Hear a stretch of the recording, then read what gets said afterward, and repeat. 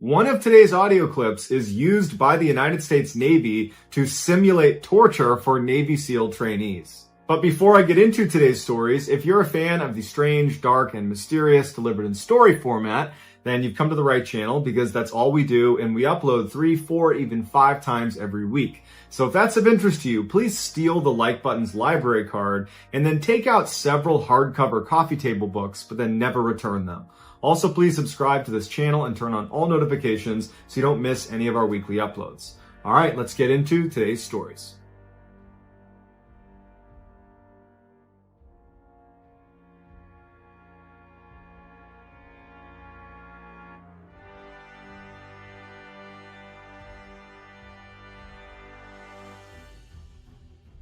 Amongst all the special operations units in the entire world, there are a handful of units that are better than everybody else.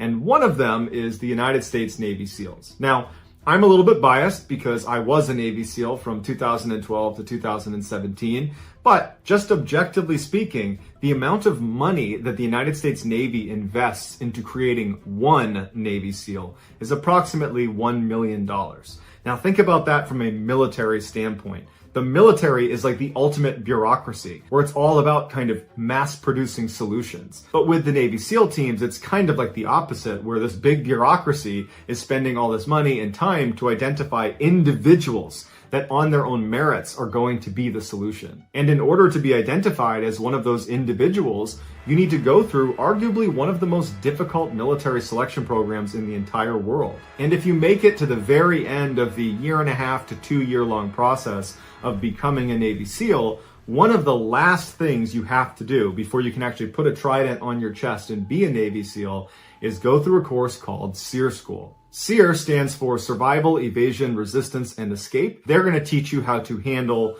being captured by the enemy and more specifically, being tortured by the enemy. Much of SEER School is done in the classroom, but the famous part of SEER School is done in the field. Now, before I get into anything to do with the field exercise, just know that I can't really talk in detail about it because a lot of it is actually sensitive information. So I'm going to be speaking in generalities about the course, but you'll get the gist and you will appreciate the audio recording. After you finish the classroom portion of SEER School, you move on to the kind of final training exercise or field exercise.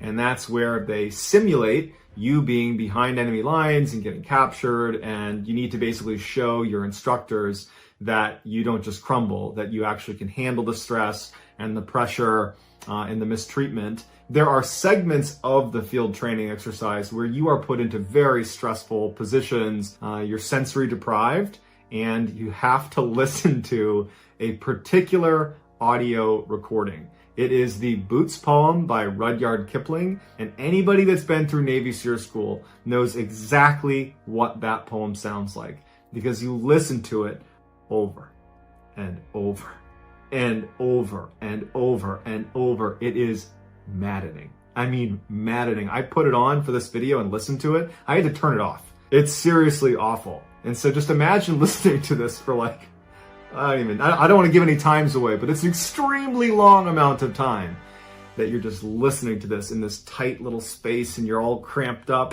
It's awful. It really is. So here you go. Have a listen to the official torture song of the Navy SEAL teams. We're slogging over Africa. So stand by day because the company, but night brings long strings of 40,000 million boots, moving up and down again. There's no discharge in the war. Try to think of something different.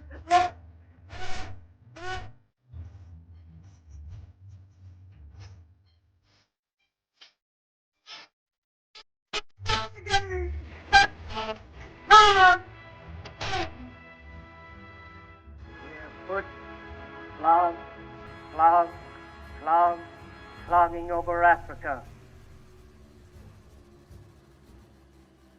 In 2013, a Reddit user was having a hard time getting to sleep, and then they would wake up in the middle of the night and their sleep was just generally broken, and so they decided they would look into downloading a sleep app. She wound up settling on a particular app called Sleep as Android because not only would it give her a whole bunch of information about her night's sleep, but it also had a constant recording going over the course of the night, and anytime it picked up an anomaly in sound, like snoring or talking in your sleep, it would record it and then clip it and provide it to you the next morning and show you these highlights of your sleeping from the night before. So she downloads the app, and starting on October 1st, 2013, she begins dutifully turning this thing on before she goes to bed. And then the next day she would get up, she'd review her sleep, she'd read all the graphs, she'd get all the reports.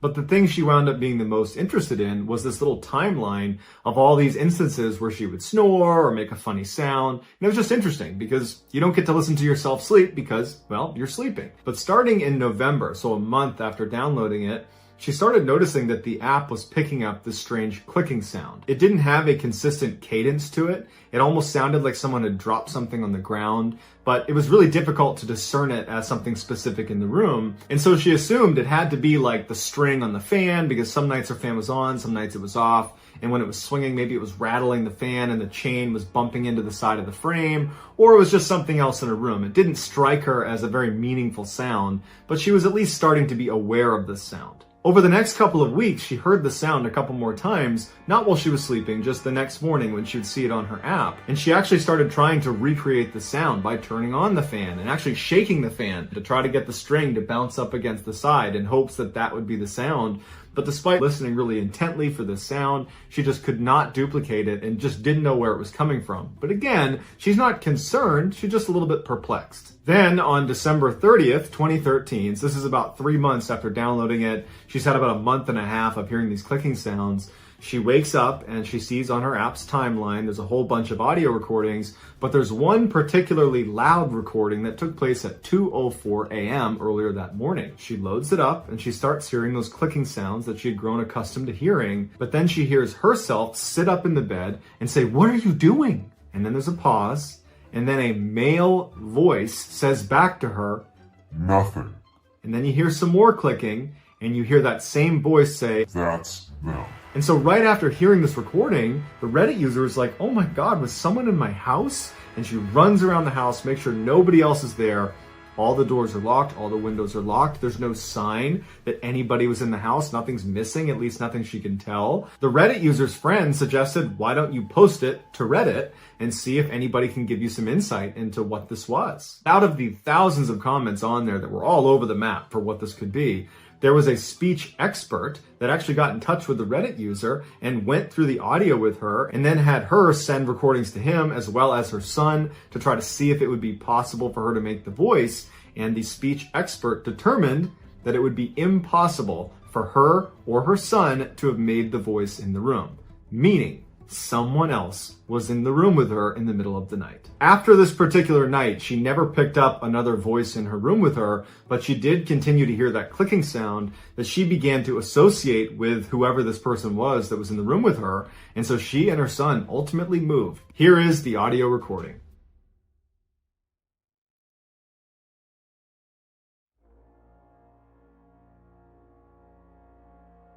Well, what are you doing? Oh.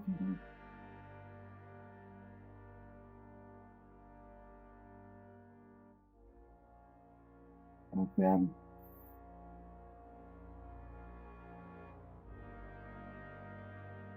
In the late 1940s and 1950s, Reverend Jim Jones was known for his charitable works and his efforts towards desegregating Indiana. This earned him a devoted, loyal following, in particular from the African American community. In 1956, he purchased a church in Indiana and he named it the People's Temple, and all of his loyal followers went there and joined his congregation. During his fiery sermons, Jones emphasized helping the poor and lifting up the downtrodden, but despite his best efforts, raising money was proving to be a big challenge for him. Jones knew he was an amazing performer and he was really good on stage, and so instead of trying to do all the old school church fundraising techniques, he decided to do something a little more new school that played to his strengths, which was performance. And so what he started doing is advertising that he could perform miracles, live miracles on stage. And specifically what he said he could do is he could pull cancer out of people.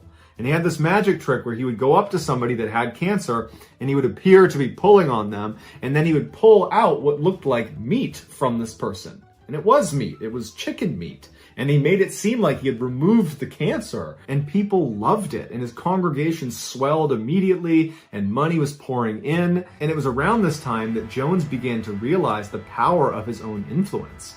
He could make his followers believe anything he wanted. This power trip, though, over time would cause Jones to lose his grip on reality. And so when he began espousing fairly radical views, he didn't have anybody that was going to stand up and say, I don't know if you're right about that.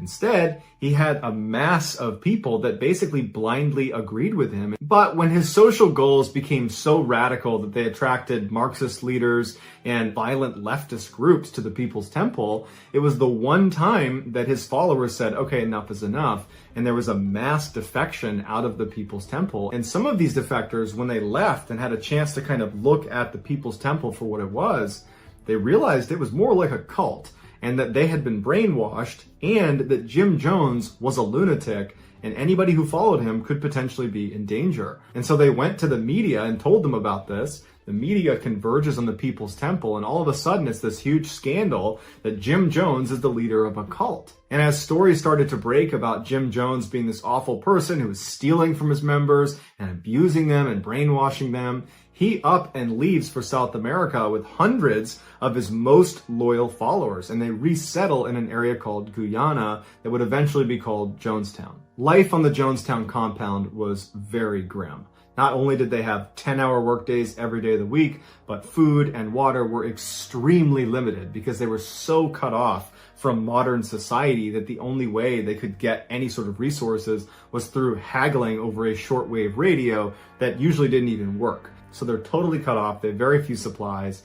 And then at the end of their 10-hour workday, it was mandatory for all members to come into this main area underneath this big scaffolding where Jim Jones would get up on stage and he would rant and rave about various government conspiracies that were going to befall them. He would excoriate defectors and talk about how they needed to round them up and make examples of them. And if you stepped out of line, even just a little bit, you could find yourself locked inside of a coffin or trapped at the bottom of a well as a form of punishment. Jones was already spiraling out of control, but some health issues led him to take a daily, near lethal dose of amphetamines and sedatives that made him a total lunatic. Suddenly, his nighttime speeches just weren't enough, and he began pumping these crazy speeches 24/7 over loudspeakers all over the camp. One defector said the speeches were centered on this idea that back in the United States, the government was systematically rounding up African Americans and sending them to concentration camps. And it was only a matter of time before they came here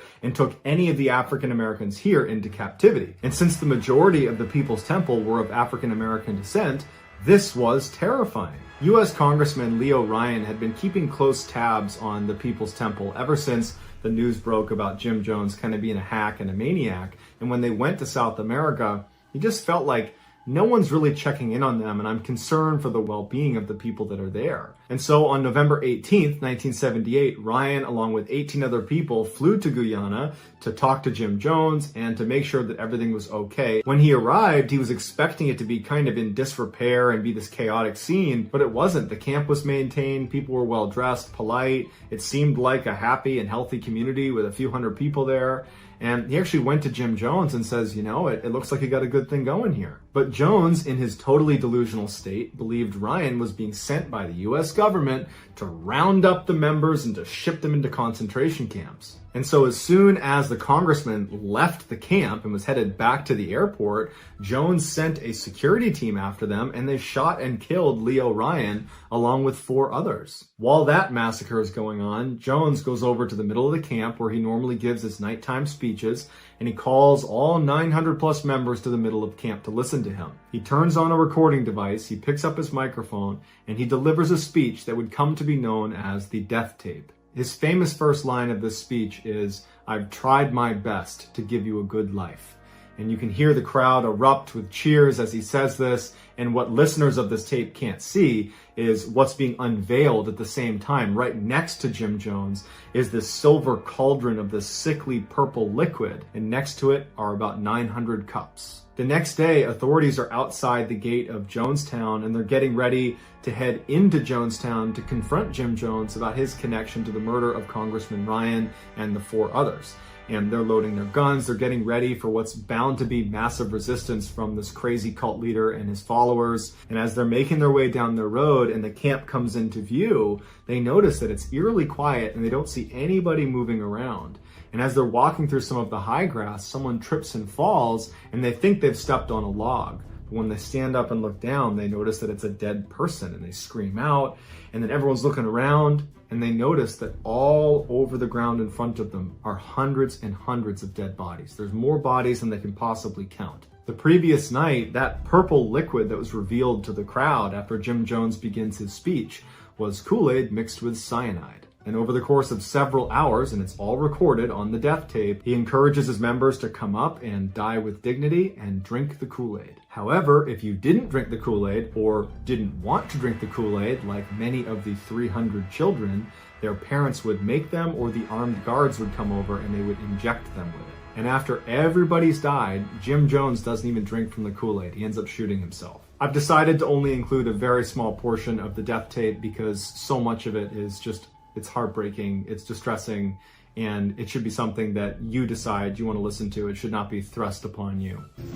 How very much I've tried my best to give you the good life.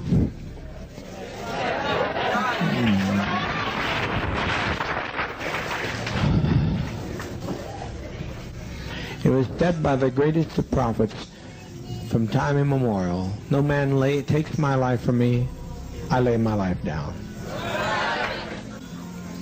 If we can't live in peace, then let's die in peace.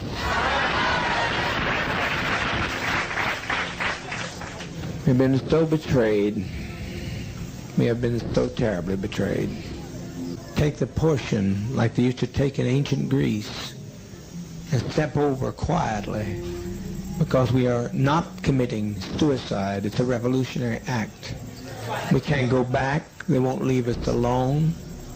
They're now going back to tell more lies, which means more congressmen, and there's no way we can survive. So that's going to do it, guys. Let me know in the comments what you thought of these 3 stories, and I will pin the best comment at the top of the comments section. If you enjoyed today's video and you haven't done this already, please steal the like button's library card and then take out several hardcover coffee table books, but then don't return them. Also, please subscribe to this channel and turn on all notifications so you don't miss any of our weekly uploads. If you want to get in touch with me, you can direct message me on Instagram or on Twitter. My username for both platforms is the same. It's just JohnBallen416. I also have a ton of content over on TikTok. My username over there is MrBallen. If you have a story suggestion, please submit it to our subreddit just called MrBallen. It's linked in the description below. So whether I see you on Twitter, Instagram, TikTok, Reddit, or YouTube, or some combination, just know that I really appreciate your support. And until next time, that's going to do it.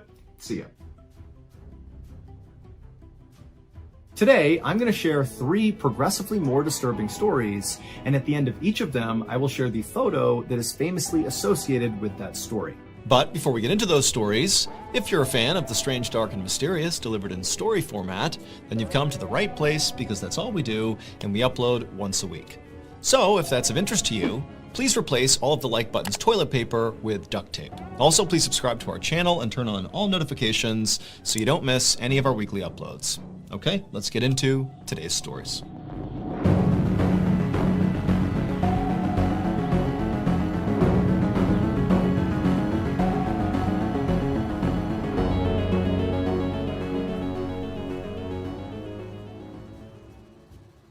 At 1 p.m. on November 2nd, 2020, an older man named Marcel Terray stood in his backyard hanging damp clothes on a clothesline.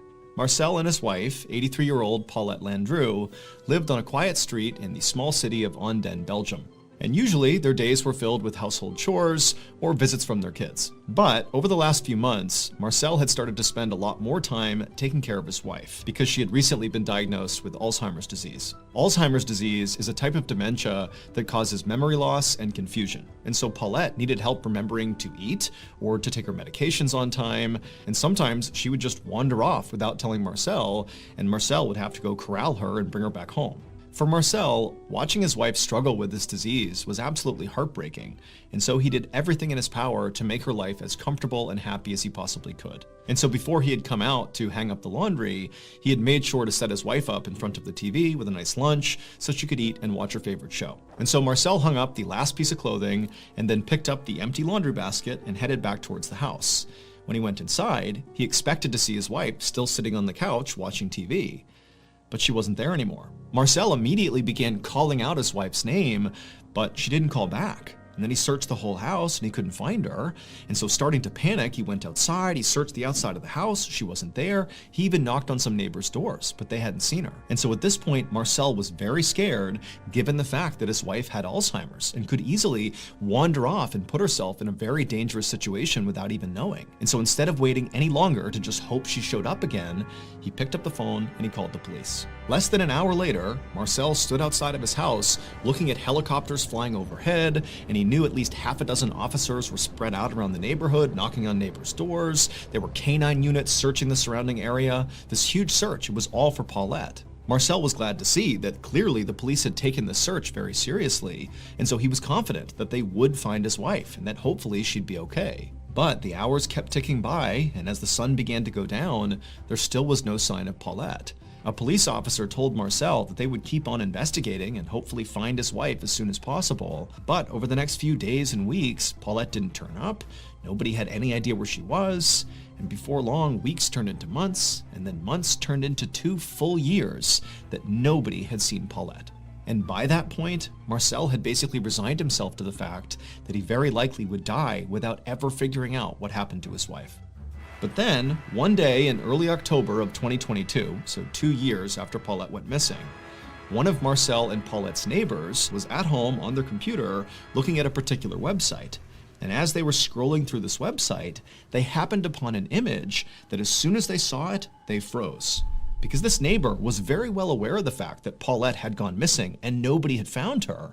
But now they're seeing this image on this website that basically gives away what happened to her. And so totally shocked that they had even found this image, the neighbor screenshotted it and brought it to the police. So it would turn out that neighbor was looking at Google Street View, which is a feature of Google Maps that basically allows you to see 360-degree views of basically anywhere on the planet. To create these images, Google literally sends out these special vehicles all over the world that have cameras that sit on top of the cars. And these cars drive down basically all the streets all over the place, constantly taking pictures all around them. And it just so happened on the exact day that Paulette went missing in 2020, there happened to be a Google car driving down the road that captured a picture of her. And so as you can see in the picture of her, you see Paulette on the left side of the image walking across the street away from her home, which is on the right side. And on the right side, you can actually see Marcel in the backyard hanging up laundry on the clothesline. And so the police, after getting this image, they basically followed the projected route Paulette was on, which is basically beelining straight across the road, and they found that across the street was this steep hill that led down to this thick bramble bush. And inside of that bramble bush was Paulette, and she was deceased. And so very likely, Paulette, in her confused state, walked straight across the street, as we see in the image, and then fell down that hill and got trapped at the bottom inside of that bramble bush and couldn't move. And so when that huge search for her was going on, very likely she was just trapped down there, but didn't understand what was going on, couldn't necessarily yell up to communicate with anybody, and so she stayed down there and died. And unfortunately, it would take 2 more full years and a random image on Google Street View before Marcel could finally get the closure he needed.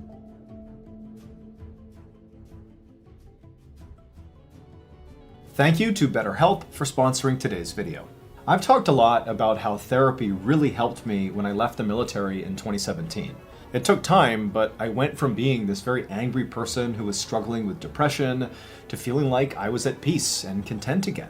And today, part of the reason I still consider myself to be very well adjusted is because of the skills I have learned in therapy. The most important skill that I find myself leaning on most days is self-awareness, something I definitely lacked pre-therapy. Now I'm very in tune with how I feel and how it affects me personally, but also how it affects the people around me. Like my mood and behavior can have an enormous effect on my friends and family, and I need to be aware of that. And so that self-awareness kind of keeps me from spiraling when I start to struggle. So while therapy is certainly not a one-size-fits-all solution, I do think it's a great starting point for anybody who's struggling. And while therapy can be costly, there are affordable options, such as online therapy platforms like BetterHelp. BetterHelp is on a mission to make starting therapy easier. All you have to do is fill out a quick questionnaire, and then you'll be paired up with a licensed BetterHelp therapist within a couple of days. One of the best features of BetterHelp is that if the first therapist does not feel like the right fit, you can continue to switch therapists until you find someone you really connect with, and it's at no additional cost. So really, BetterHelp is trying to find the right person for you. So if you're struggling right now and you think you might benefit from a therapy session, click the link in the description below or go to betterhelp.com/MrBallen for 10% off your first month of therapy. Okay, back to the story.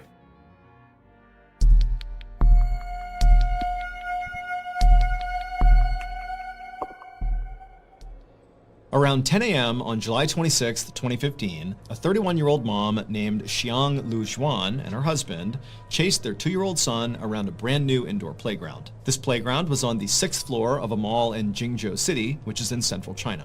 And so Xiang and her husband had come to this mall today just so their son could basically enjoy this playground. And currently he was running around in circles and laughing hysterically. He thought it was great. Xiang caught up to her son and scooped him up and then placed him at the top of a slide. And he happily slid down to the bottom, and when he reached the bottom, Xiang was waiting for him, and the son, he just stopped and looked past her and pointed and started saying, "Ride, ride." And so Xiang, she turned around and she saw right behind them were these 2 escalators, one going up and one going down. And so Xiang realized her son clearly thought these escalators were maybe a part of this playground. And so he wanted to go use them. They were a fun attraction. And so Xiang smiled and took her son's hand and then told her husband they're going to go ride the ride, the escalators. And then they began walking over. Once Xiang and her son actually reached the escalator, suddenly her son was not as keen to hop on board. He was nervous. But Xiang, who had ridden escalators many times before, told her son it's totally safe, and she kind of coaxed him to do it, and eventually he stepped on right alongside her, holding her hand, and about halfway up the escalator, when she was confident her son would be okay, Xiang turned around and looked up towards the top of the escalator, the 7th floor where they were going. And she saw 3 mall employees at the top of the escalator on the 7th floor where they were going. And they were clearly looking at Xiang with a very serious look on their faces, and they were gesturing at something towards the top of the escalator. It seemed like they could be warning her about something or simply pointing something out. She wasn't really sure. And so she looked up at them like, what's going on here? But the 3 mall employees just didn't do a good job communicating whatever was going on or whatever issue they were dealing with. And so as a result, Xiang and her son just continued riding up the escalator, and as they got closer and closer, these mall employees continued to gesture at something happening on the 7th floor just beyond the escalator, and Xiang still totally confused. And then finally, when Xiang and her son reached the top and stepped off, Xiang suddenly understood what these employees were referencing. But by now, it was too late. Moments later, Xiang's husband, who was still down below on the 6th floor at the playground, he heard the sound of his wife and son screaming over near the escalator. And so instinctively, he bolted over to the escalator. He didn't see his wife, didn't see his son, and he began going up the escalator when someone at the top screamed at him to stop and get off the escalator. And so he did, and right then a mall employee came running down the other side carrying his son, and this person handed the son over to Xiang's husband. And this employee, who clearly was completely shocked by whatever had happened up above, just shook their head. It would turn out, earlier that day, those mall employees who were at the top gesturing to Xiang, they had discovered a defect with the metal platform that sits right at the top of the escalator on the 7th floor. Basically, when you get off this escalator, it's the platform you step onto first. They had found there was something wrong with it. It wasn't stable. But instead of immediately blocking off the escalator to make sure nobody walked on it and then go get it repaired, these employees just kind of nonchalantly allowed the escalator to continue, stationed a couple of them at the top to make sure nobody, used the escalator, and then called for a repairman. But the repairman hadn't shown up and fixed this problem by the time Xiang and her son boarded the escalator. And these employees at the top knew there's this huge issue with the platform they're going to step on the second they get off, but they failed to communicate the danger to Jiang and her son as they were coming up. They just kind of broadly gesticulated that there was some issue up here and to sort of watch out for it, but Jiang had no idea. And so by the time she got to the top and stepped off the escalator onto that platform, well, the defect with the platform is that it caved in with any weight. And so she fell into the escalator, where the teeth of the escalator was rotating, and as she was getting pulled in to her death, her final moment captured on video as she took her son and thrusted him to the employees, saving his life before she disappeared and died inside the inner workings of the escalator.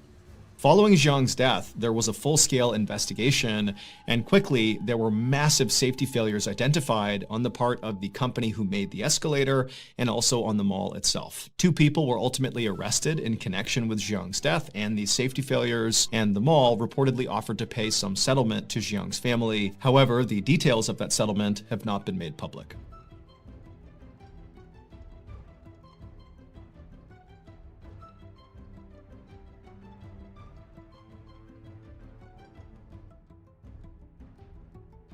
One morning in November of 1997, a police captain named Jeffrey Lewis, along with his partner, parked their squad car near the Manatee River in Bradenton, Florida, which is a small city just south of Tampa. A few minutes earlier, the Bradenton Police Department had received a call from this frantic man who had said he had found something suspicious that had washed up on the shore of this river. And so Captain Lewis and his partner were there to investigate. And so as soon as they got out of their squad car, this man who had called the police, he saw them and waved them down, and he was pointing at something in the sand.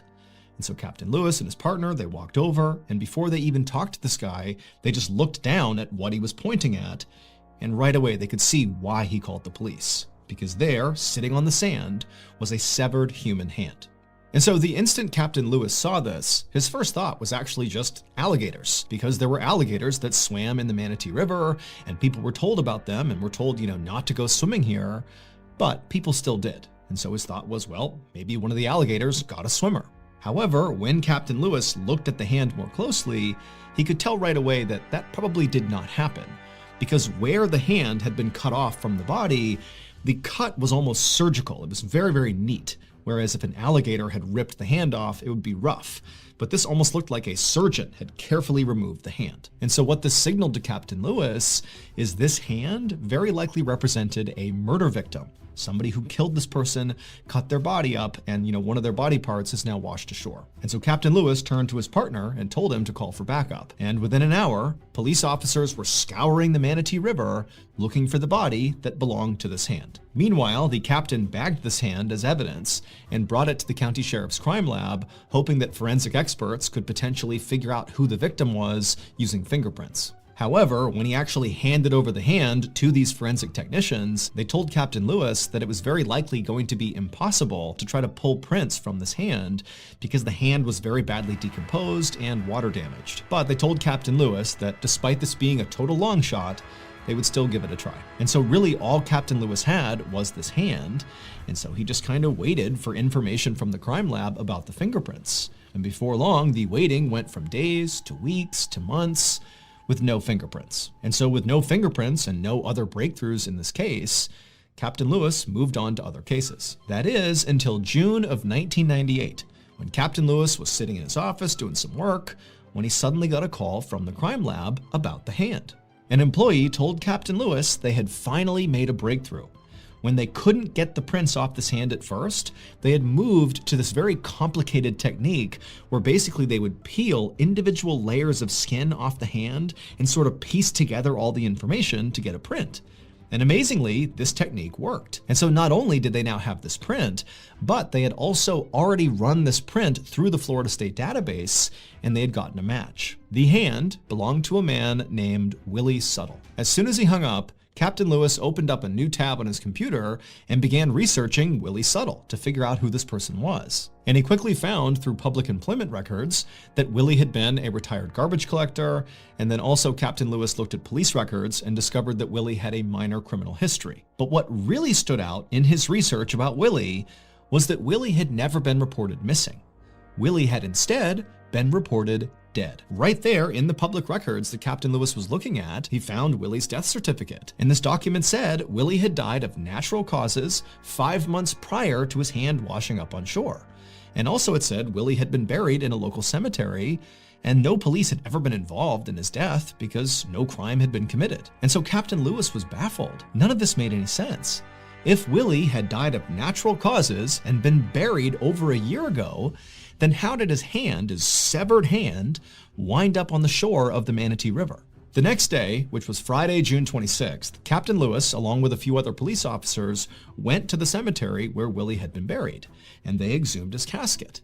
And when they opened it up, they actually expected it to be empty, considering his hand was already missing, so probably his whole body was gone. But no, when they opened it up, there was Willie, missing his left hand. But that wasn't all. At the bottom of Willie's casket were all of his internal organs, just sitting there in a rotting pile. And so Captain Lewis is staring at this, having no idea what to make of it. But the first thought he had was, okay, maybe somebody tried to rob Willie's casket.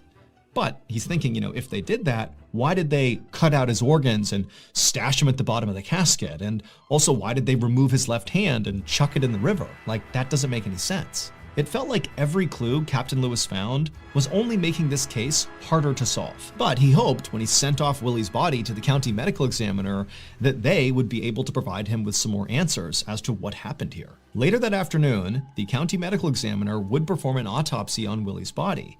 And the first thing he noticed when he began was that despite the fact that Willie's organs clearly had been removed, that Willie's abdomen did not appear sunken in. It appeared full. So the medical examiner started the autopsy by cutting open Willie's abdomen to see what was in there. And when he saw what was inside of Willie, he just froze, having no idea how to react to what he was looking at. He had never seen anything like this in his entire career, not even close. And so the medical examiner just grabbed a camera, took some pictures of Willie's midsection, and sent those pictures to Captain Lewis. The next day, Captain Lewis sat inside of an interview room in the police station across from a 45-year-old woman named Paula Green Albritton. Paula owned and operated a funeral home along with the help of her son, and she had been the one responsible for Willie Suttle's burial. And so Captain Lewis asked Paula about Willie's burial, and she would tell him that Willie had actually died in poverty, without any family members to help cover his burial expenses. However, when Paula had found out about this, she said she had agreed to do the burial anyways, for no cost, as sort of a community service. However, when Captain Lewis poked and prodded and tried to ask for more information about exactly what that meant, Paula would eventually concede that there actually was slightly more to her rationale behind wanting to do Willie's burial. It was not just for charity. 2 days after this interview, police arrested both Paula and her son. And at Paula's trial, the truth surrounding what happened to Willie finally came out. It would turn out Paula's funeral home business was really struggling, to the point where if she couldn't start generating some real money, her business might go under.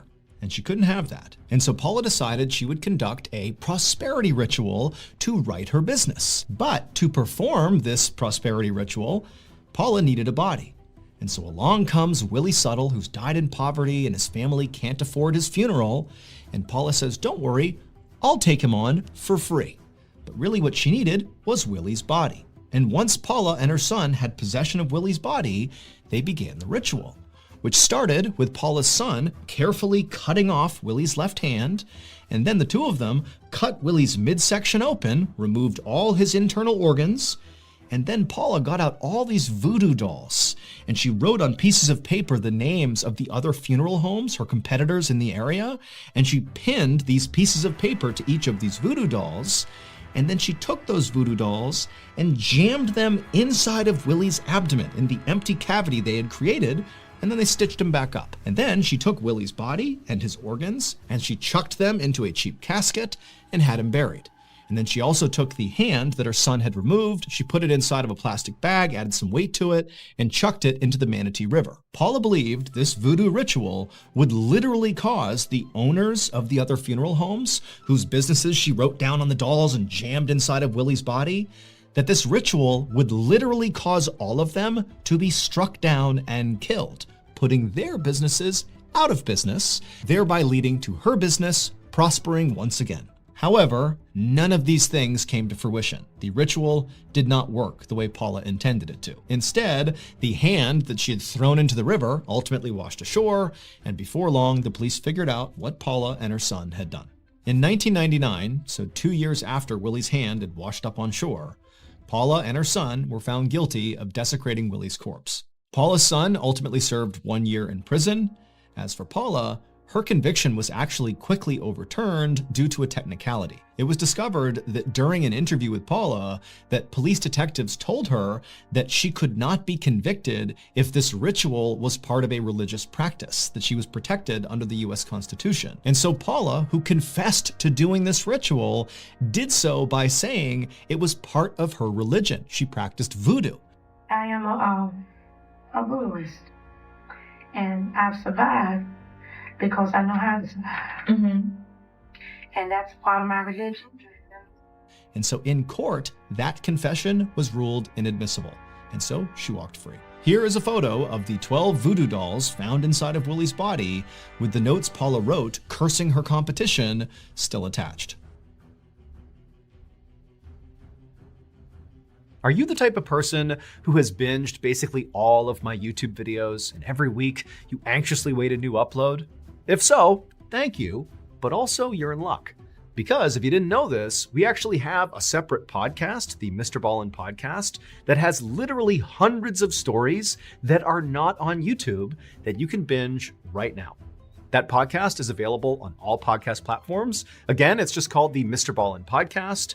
And on Mondays on that podcast, we upload exclusive new content that is not on YouTube to the podcast. So that's Mondays. And then on Thursday, we remaster the audio of your favorite videos on YouTube and put those on the podcast. But again, Mondays, those are brand new and exclusive to the podcast. But if you want to hear those exclusive episodes 1 month ahead of Apple and Spotify and all the other platforms, well, there's only one place you can do that, and that's on Amazon Music. So again, you can go to any podcast platform and find the MrBallen podcast, or if you're like me and you hate waiting, then you can listen early and ad-free on Amazon Music. Sometimes the truth is stranger than fiction, and today's story definitely demonstrates that. But before we get into that story, if you're a fan of the strange, dark, and mysterious delivered in story format, then you've come to the right place, because that's all we do, and we upload once a week. So if that's of interest to you, please offer to make the like button a nice fresh batch of donuts, but instead of filling them with custard, fill them with mayonnaise. Also, please subscribe to our channel and turn on all notifications so you don't miss any of our weekly uploads. Okay, let's get into today's story.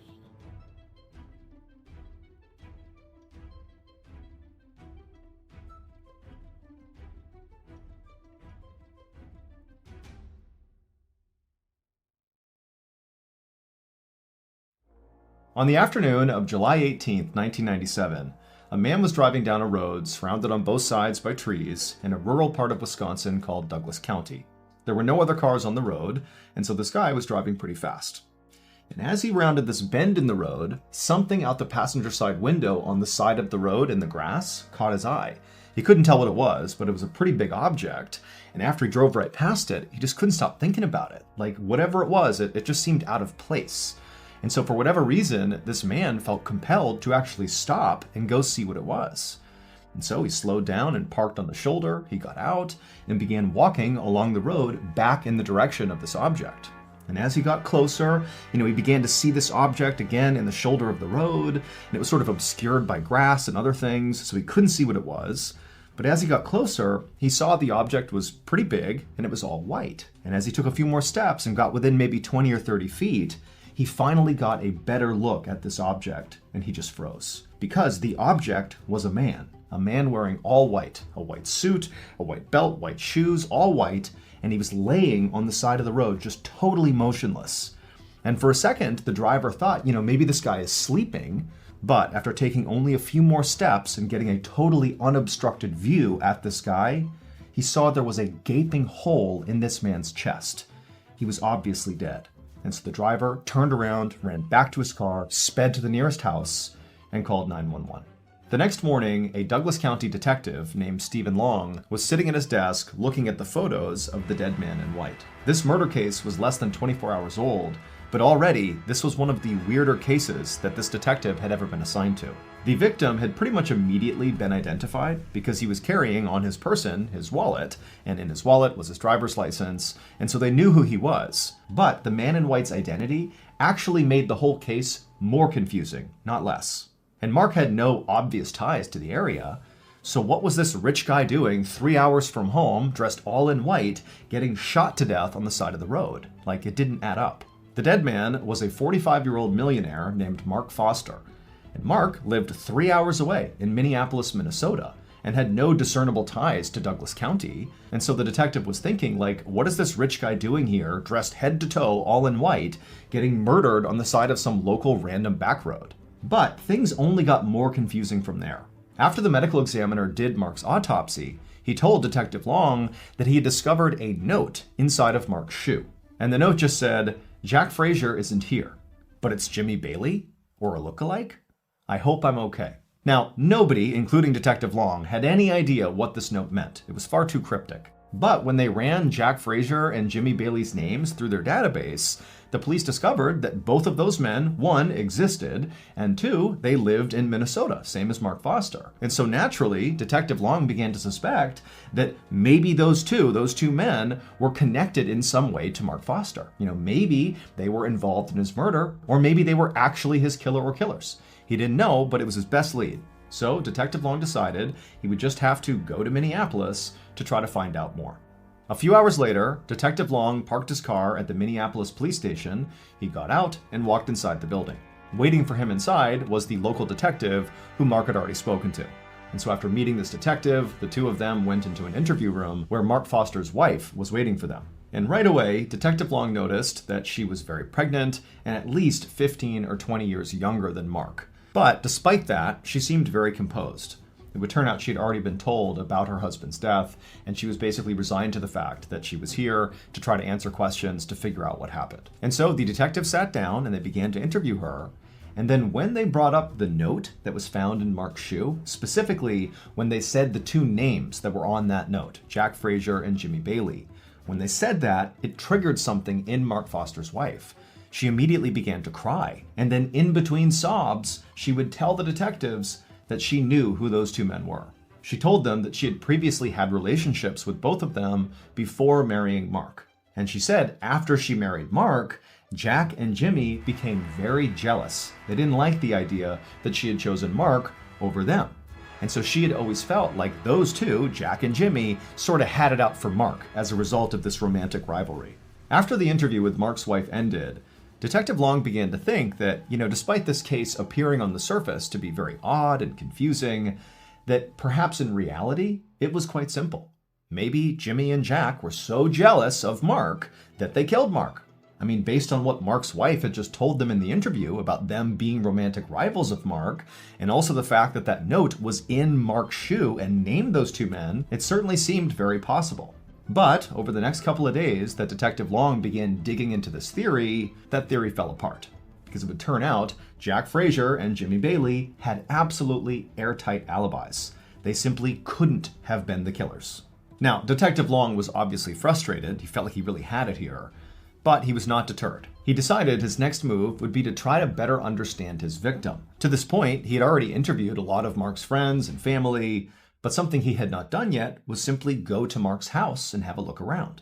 So Detective Long got a search warrant, and on July 29th, roughly a week after Mark was killed, Detective Long, along with another detective, pulled up in front of Mark Foster's large 2-story home in the middle of a quiet suburban neighborhood. Now, from the outside, the home looked totally ordinary relative to its neighbors, but once they got inside the house, it was anything but. The detectives made their way up to the front door and knocked, and a few seconds later, Mark Foster's wife opened up the door and let them inside. And right away, Detective Long is looking around, and he's seeing all over the walls on the first floor of the house are these graphic pictures and paintings of naked people. And then in addition to that, on some of the coffee tables and various surfaces on the first floor, right when you walk in, are all these pornographic magazines and books everywhere. And Mark's wife didn't acknowledge any of it. She acted like it was completely normal to have all this stuff right in the front part of your house. And so the two detectives are looking at each other as, Mark's wife is leading them on this tour through the first floor. And at some point, Detective Long just said, hey, Mrs. Foster, why don't you have a seat on the couch and you just let us take a look around your house on our own? And so she said, okay. She sat down on the couch, and then the two detectives, they left the living room, went back to the front of the house, and made their way upstairs. And once they got upstairs, they found the master suite, and there was all this bondage gear inside. There were leather straps attached to the bedposts, there was whips and handcuffs, there was also additional pornographic material in there. But, considering what the detectives had seen downstairs, this sort of felt on par for this house. And so after searching the other bedrooms and other rooms on the second floor and finding more pornographic material basically everywhere, the detectives found their way back to the hallway in the second floor, and they noticed there was a rope hanging down from the ceiling, and it was attached to the pull door that led to the attic. And so the two detectives, they walked over, they pulled the rope down, it revealed this fold-out set of stairs that came down from the attic, and once those were in place, the two detectives began climbing up. And once they got up there, they discovered that this attic was not a storage space like many attics are in American homes. Instead, this attic was a fully functional room that sort of resembled like a satanic dungeon of sorts. All the walls were totally jet black, and there were all these burned out candles all over the place and tarot cards littering the floor. And on the back of the attic, basically all the way on the other side, there was what appeared to be an altar that sort of overlooked the entire room. And on the altar were more candles, and there was a voodoo doll. It's totally creepy, and the two detectives are looking at each other like, what's going on here? And so the detectives, they climbed all the way into the attic, and then slowly began walking across towards the altar. And when they got close enough to actually see the altar up close, they just froze. Because sitting on the altar, in addition to the candles and the voodoo doll, were two business cards. Their own business cards. Hey, it's MrBallen here, and I am so excited to tell you all about a brand new podcast from Ballen Studios called Redacted, Declassified Mysteries, hosted by the incredible Luke LaManna. From covert government experiments to bizarre assassination attempts, Redacted dives deep into the astonishing true stories of uncovered secrets, lies, and deception within the world's most powerful institutions. Governments and military services around the globe have always cloaked themselves in secrecy. But history shows that when you try too hard to hide something, it only makes people more curious.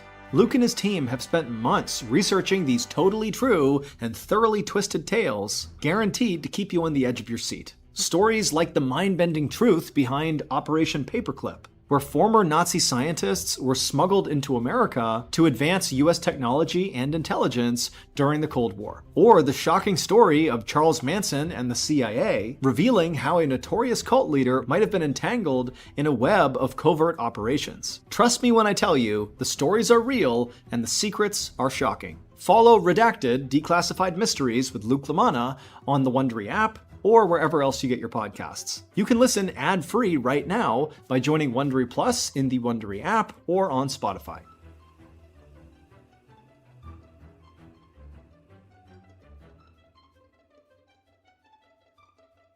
Detective Long and his partner immediately went downstairs and confronted Mark's wife about the attic. Like, what's going on up there? Why are our business cards on your altar?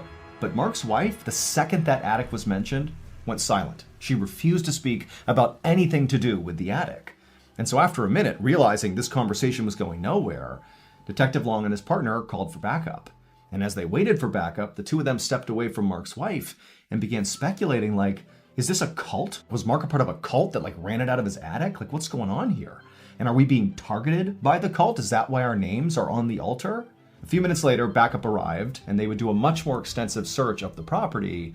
But other than finding more pornographic materials and, bondage gear, there really wasn't anything else substantive that connected Mark or his wife to what happened to Mark, or what Mark was even doing in this house. Was he in a cult? They didn't know. And so ultimately, Detective Long and his partner told Mark's wife, who still is being quiet at this point, that she should not leave town because they were going to follow up with her soon. Now, in fairness, Detective Long couldn't tell if Mark's wife was being silent and not talking about what was going on in her house because, she was complicit in some way in what happened to Mark, or if she was maybe being threatened by somebody and she was afraid to talk. They didn't know. But either way, after leaving the property after the search was over, Detective Long and his partner felt like their next move was to try to learn more about cults. They needed a cult expert. And it just so happened there was an occult bookstore very close to Mark's house. And so they decided they would start there. And right away, their decision to go to that bookstore paid dividends, but not how the detectives expected. It would turn out the owner of that bookstore was indeed a cult expert. But much more importantly, and relevant to this case, was that the owner happened to personally know Mark Foster. And he told the detectives that Mark came to his bookstore all the time, and also the owner said he knew a bunch of Mark's friends. And so by the time the detectives left the bookstore, they had learned a little bit about cults, but more importantly, they left with a list of names the owner had given them of known associates of Mark Foster who maybe were involved in whatever was going on in Mark's house, and so maybe they had information about what happened to Mark. The detectives were able to track down everybody on this list very quickly, and they were all young people in their 20s. And in each of the interviews they conducted, each of these young people were very open about being in what they called a religious group that they said Mark was a part of as well. Now, the detectives theorized that this religious group was very likely a cult, like they believed, but they didn't call it a cult. They called it a group. But the detectives didn't let up. They kept pressing these people until eventually a new name surfaced, Greg Freisner. Now, none of these people said Greg was in charge of the cult. Instead, they just sort of said, well, talk to Greg if you want more information about our group. The detectives naturally began to wonder if this Greg person was the cult leader, or maybe he was Mark's killer, or maybe he was both.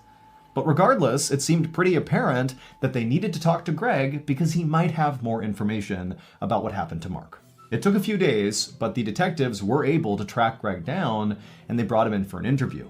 And boy, oh boy, did Greg have a story to tell. Based on what Greg told the detectives, here is what happened to Mark on the day that he died, on July 18th, 1997.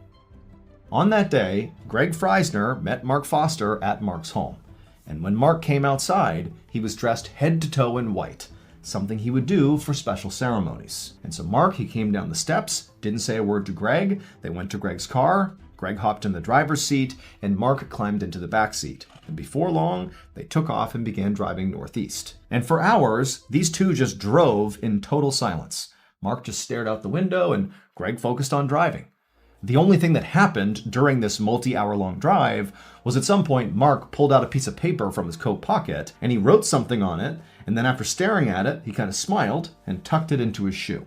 And then a little bit later, Greg pulled over on the side of the road in Douglas County, Wisconsin, on this random backcountry road. And as soon as they pulled over, again without saying anything, Greg and Mark got out of the car, and they went around to the back of the car where the trunk was. And the two men are kind of stretching, it's been a long drive, taking in the scenery.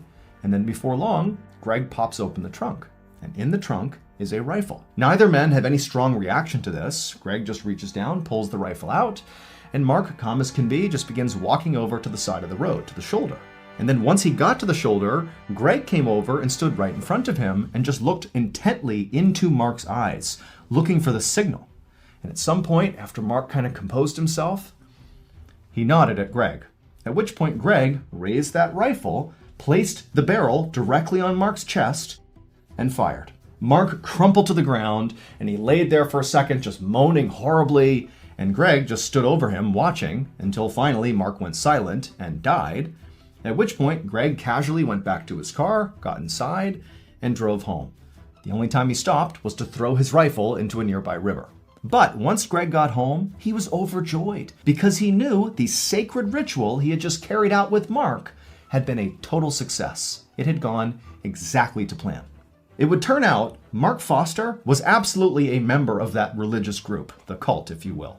Except he was not just a member. He was the cult's leader. And Mark is the one who orchestrated his own death. However, Mark did not view his death as him actually dying. Quite the opposite. We celebrate life as we celebrate death. Death is nothing to be afraid of. Death is a great crossroads, a change in attitude, a change in longitude, a change in the way that we perceive our spirit. When we reach that portal, they'll ring some golden bells. He believed that what he and Greg, his most devout follower, were going to do, this sacred ritual, was after Greg fires the shot into his chest and ends this body's life, that his soul, his consciousness, and his power will be transferred into Greg, Basically, his soul will go into Greg. And Mark believed once this transfer happened, that basically he would be immortal, that his soul would never die. It would stay in Greg and then maybe at some point get transferred to somebody else, but basically he would be here forever. The bizarre note that was found in Mark's shoe, the note that he wrote and stuffed in there, that note was designed to throw police off the trail. He knew that he was having Greg murder him, again for this ritual, but he wanted to make sure Greg didn't get caught. And so he wrote on the note very specifically Jack Frazier and Jimmy Bailey. Those two people he hated. He hated that they had been in past relationships with his wife, and they hated him. And so he figured if he was going to create a scapegoat for his murder, who better than his romantic rivals? They had nothing to do with it. He just named them in that cryptic note to get them in trouble. As for all the pornography and bondage gear that was found inside of Mark's home, well, that all played a role in Mark's cult as well. He was a firm believer that the more sex he had with his followers, often multiple followers at the same time, the more powerful he would become. As for the detective's business cards found on the altar up in the attic, those were very likely placed there by followers of Mark, so members of the cult, in an effort to potentially, thwart their efforts to solve the case. They might have believed that by placing those on there and performing various rituals, that somehow would prevent them from solving the case. We don't know for sure. That's the theory around why they were there, but obviously that didn't work because the detectives solved the case. Greg Freisner would ultimately be found guilty for playing a role in Mark's death. He obviously was the trigger man, and so he was sentenced to 10 years in prison. As for Mark's wife, although she definitely knew about the cult and may have been a participant, there was never any evidence that actually connected her to Mark's murder, and so she was never charged with any crime.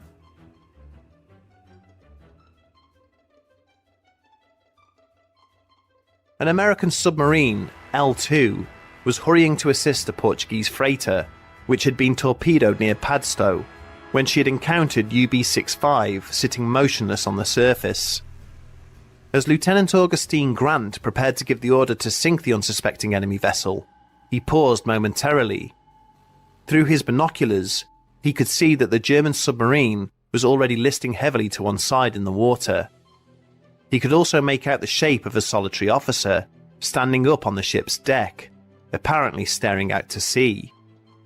Before his excited men had even finished loading their submarine's torpedo tubes, Grant observed UB-65 suddenly shake, violently, as if she had been hit by a huge explosion, before she sank beneath the waves. For the next hour, the American vessel sailed back and forth, searching for survivors, but there were none. The haunted submarine had taken her entire crew down with her to her grave, and almost 90 years would pass before she was ever seen again. So that's going to do it. If you enjoyed today's story and you're looking for more strange, dark, and mysterious content, well, check out all of our Ballen Studios podcasts. We have the MrBallen podcast, Mr. Ballen's Medical Mysteries, Bedtime Stories, Wartime Stories, Run Fool, and our newest show, Redacted. All you have to do is look up Ballen Studios on whichever podcast platform you prefer, and there you go. You have hundreds of hours of strange, dark, and mysterious content to binge. Thank you all very much. Until next time, see ya.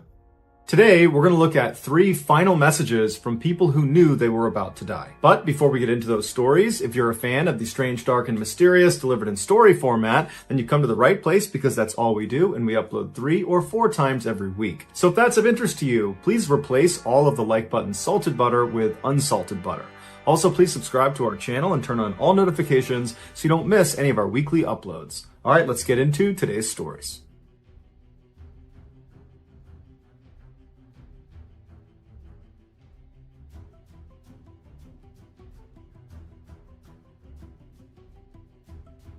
On December 7th, 1941, the Japanese famously attacked Pearl Harbor, the U.S. military base in Hawaii. But Pearl Harbor was not the only U.S. base attacked by the Japanese that month. In fact, just hours after the Pearl Harbor attack, the Japanese shifted gears and attacked U.S. military personnel on Wake Island, which is a coral atoll in the northern Pacific Ocean. After 2 weeks of fighting, the Japanese had taken Wake Island from the Americans, and they sent the majority of American military personnel and American American civilian contractors to prisoner of war camps in Asia. But they retained 98 of these POWs to stay on the island and fortify defenses. Over the next couple of years, the Americans would periodically bomb Wake Island, but there was never any concerted effort to take it back from the Japanese. However, that all changed on October 5th, 1943, when the Americans decided it was time to take it back. They launched a huge air raid on the island that was so violent, the Japanese admiral on Wake Island was convinced a full-scale invasion was imminent.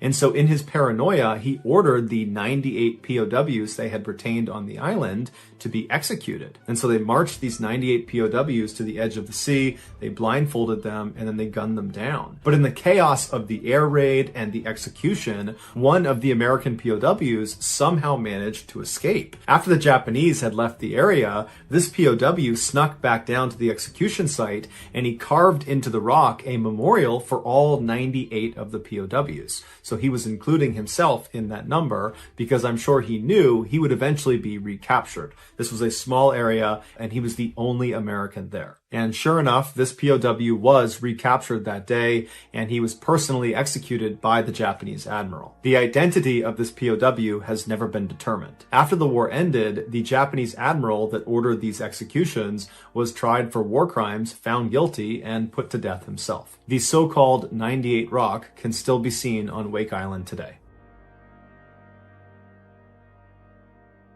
On January 25th, 1998, American tourists Tom and Eileen Lonergan boarded a boat in Queensland, Australia. The married couple was from Louisiana. Tom was 34 and Eileen was 28. They had spent the last 2 years in Fiji and Tuvalu serving in the Peace Corps. Australia was just a pit stop on their way back home. They both were avid scuba divers, and they wanted a chance to dive on the world's largest coral reef system, the Great Barrier Reef. Once Tom, Eileen, and the other 24 tourists had boarded this boat, the captain did a head count, and then once he had everyone, he turned the boat around and headed out to sea. After traveling 25 miles, the captain stopped the boat and then told the group to put on their dive gear. So Tom, Eileen, and the others happily put on their fins and their masks and their tanks, and then when they were ready, they were inspected and then allowed to jump into the Coral Sea. Less than an hour later, the divers came back up to the surface and the captain began pulling them back into the boat. Once everyone was back on board the boat, the captain did another head count just to confirm he had everyone, and once he was sure he did, he turned the boat around and he headed back to shore.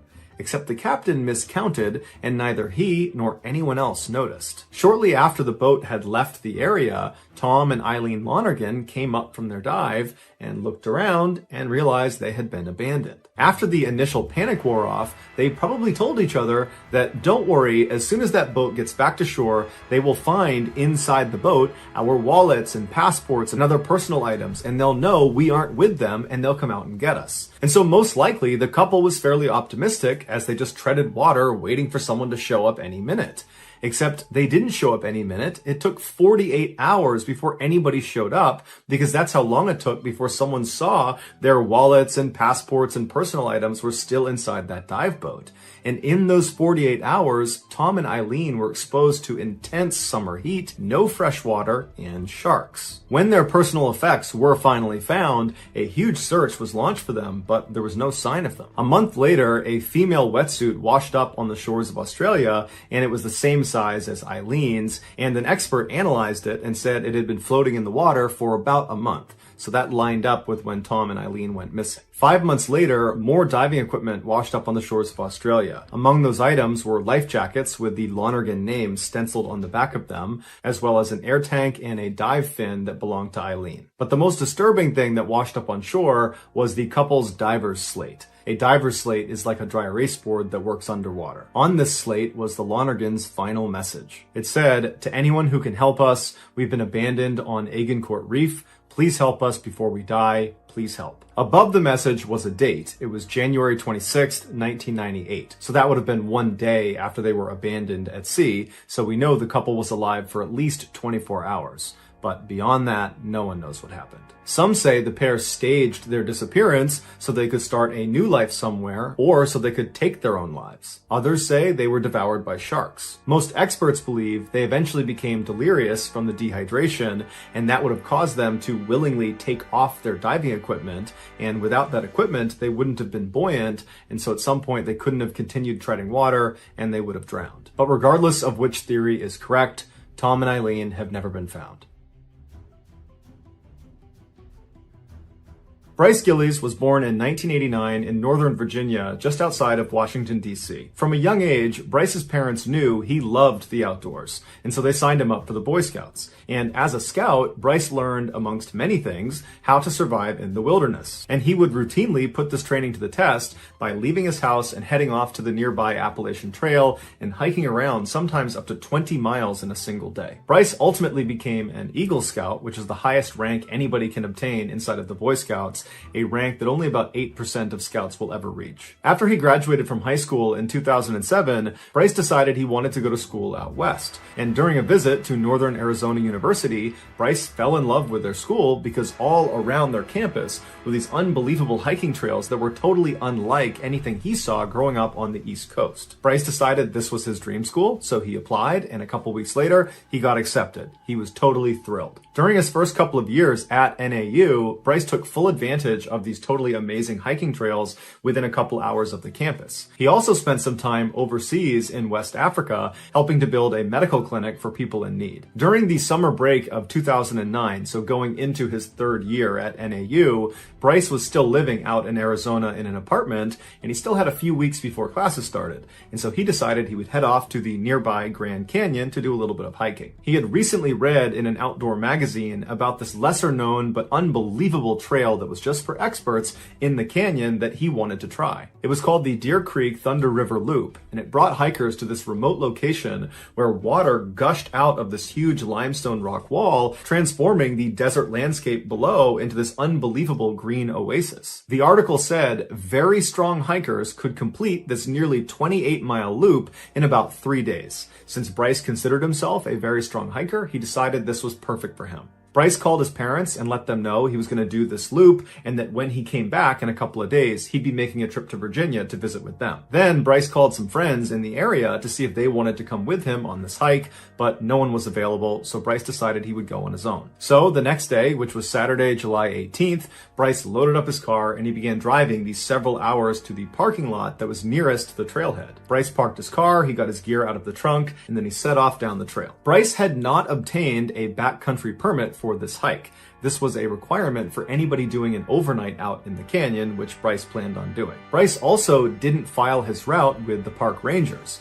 Had he told them where he was going, they would have tried to talk him out of it. The Deer Creek Thunder River Loop had no protection from the sun the entire time, and since it was July, he would be hit with the highest temperatures and the most direct sunlight. All this on top of the fact that even in the coolest times of the year, this trail is still an extremely difficult trail because of the terrain you have to navigate. In fact, when hikers did file their route with park rangers and they indicated they were going to be doing this expert loop, they would ask them to provide next of kin information in case they died during their hike. It's unclear if Bryce was just very confident in himself and his abilities, or if he was being reckless. From his car, Bryce hiked about 2 miles down some switchbacks into the canyon. Once he reached the bottom, he would have found himself in this wide open flat area called the Esplanade that kind of looked like the surface of the moon, with all these potholes all over it. At this point in Bryce's hike, it would have been dark out, so he would have set up his tent somewhere on the rocks and camped out for the night. People that have done this, that have camped out on the Esplanade, have said it's unbelievably beautiful,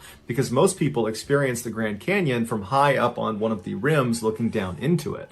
But the Esplanade is literally inside the canyon, so you have this unobstructed view in both directions, and apparently it's quite beautiful. The next morning, Bryce got up at sunrise, he packed up his campsite, and then he continued on his hike. The first challenge he would come up against that morning was navigating down what's called the Red Wall, which is a fairly steep and treacherous descent that for an experienced hiker, it would take about an hour to safely navigate. And then at the bottom of the Red Wall, you would enter into this area called the Surprise Valley. No one really knows why it's named that, but hikers who have been down in this valley, they think it's named after the surprise you feel when you get in there and you realize how much hotter it is. Typically, it's about 10 or 20 degrees hotter down inside of this bowl. After Bryce successfully navigated down the red wall, he entered into this totally miserable surprise valley, but he would have known he was only about a half-mile away from his target destination, the Deer Creek Thunder River, where he planned to jump in and cool off. So, eager to do that, Bryce took off, but made a critical mistake. He went the wrong way. While it's unclear exactly how this happened, experts believe his ears played a trick on him. Hikers are told as they're approaching this river in the middle of the desert, they should listen out for it, because when you get fairly close, you can hear the sound of rushing water. But hikers have to be careful because sometimes when the wind is blowing in a certain direction, that sound from the river will echo off the inside of this bowl and it will appear to come from the opposite direction. It's believed Bryce was following his map when he heard the sound of this river coming from a different direction, and so he abandoned the map and followed the sound. Bryce walked for quite a while in the wrong direction all the way up a hill, and most likely the whole time he was hearing the sound of the water, and he probably thought, once I get over the top of this hill, I'll look down the other side and I will see the water. But when he crested the hill, he looked down and just saw a barren valley. Had he continued another quarter mile down into the valley and then up the other side, he could have turned around and he would have been able to spot an obvious landmark that would have brought him to the river. But most likely, Bryce was exhausted from the extreme heat and the sunlight and trekking all this way, and so he felt like it was probably too risky to keep going down into this valley because he had no idea where it went. So in keeping with his wilderness training he got as a Boy Scout, he dropped all of his heavy equipment off the side of the trail in an area he had marked so he could eventually come back and retrieve it. And then he took his water, food, and headlamp, turned around, and began backtracking. After a little while, Bryce decided to abandon the trail and actually veer off onto a dry creek bed. In the Boy Scouts, they're taught any dry creek bed will eventually connect to water. And so at this point, Bryce is probably running low on water and figures whether this leads him to the Deer Creek Thunder River or some other water body, he didn't care. He just needed water. So off he went on this dry creek bed, but after a while, he saw less and less vegetation. It was just this barren desert in all directions. After a little while longer, Bryce dropped all of his gear on the ground after finishing his water. At this point, he would have known that if he doesn't find a water source soon, he won't make it. And so Bryce just continues to trudge along on this dry riverbed, not seeing any indication that he's getting any closer to water. But then he looks up and he sees the land in front of him appears to slope downward out of view. And then beyond that, he sees off in the distance what looks like the southern wall of the Grand Canyon. And below the southern wall is the Colorado River. And so Bryce would have known if he can just go down this decline, he's certain to reach this river and he'll be saved. And so Bryce made his way up to where the ground started going down towards the river, and he began safely descending fairly slowly, and then he reached a very steep section called a spill, which is a dry waterfall, and these vary in height, but they're pretty steep and they're pretty slick. Once Bryce went down one of these things, there'd be no way to get back up again. So this was a one-way trip. But Bryce was desperate. He knew his only chance was getting down to that Colorado River, which he could now see. And so Bryce scrambled down this first spill, and then he found another one, and he kept going down these spills, and they kept getting steeper and more challenging, and the temperature continued to rise as he went down deeper into this canyon. Finally, Bryce reached a spill that was very, very steep, and it was nearly vertical. But again, Bryce couldn't go back up the way he came. He had to keep going. So at some point, he threw himself off of the spill and he fell down 30 feet, but he lived.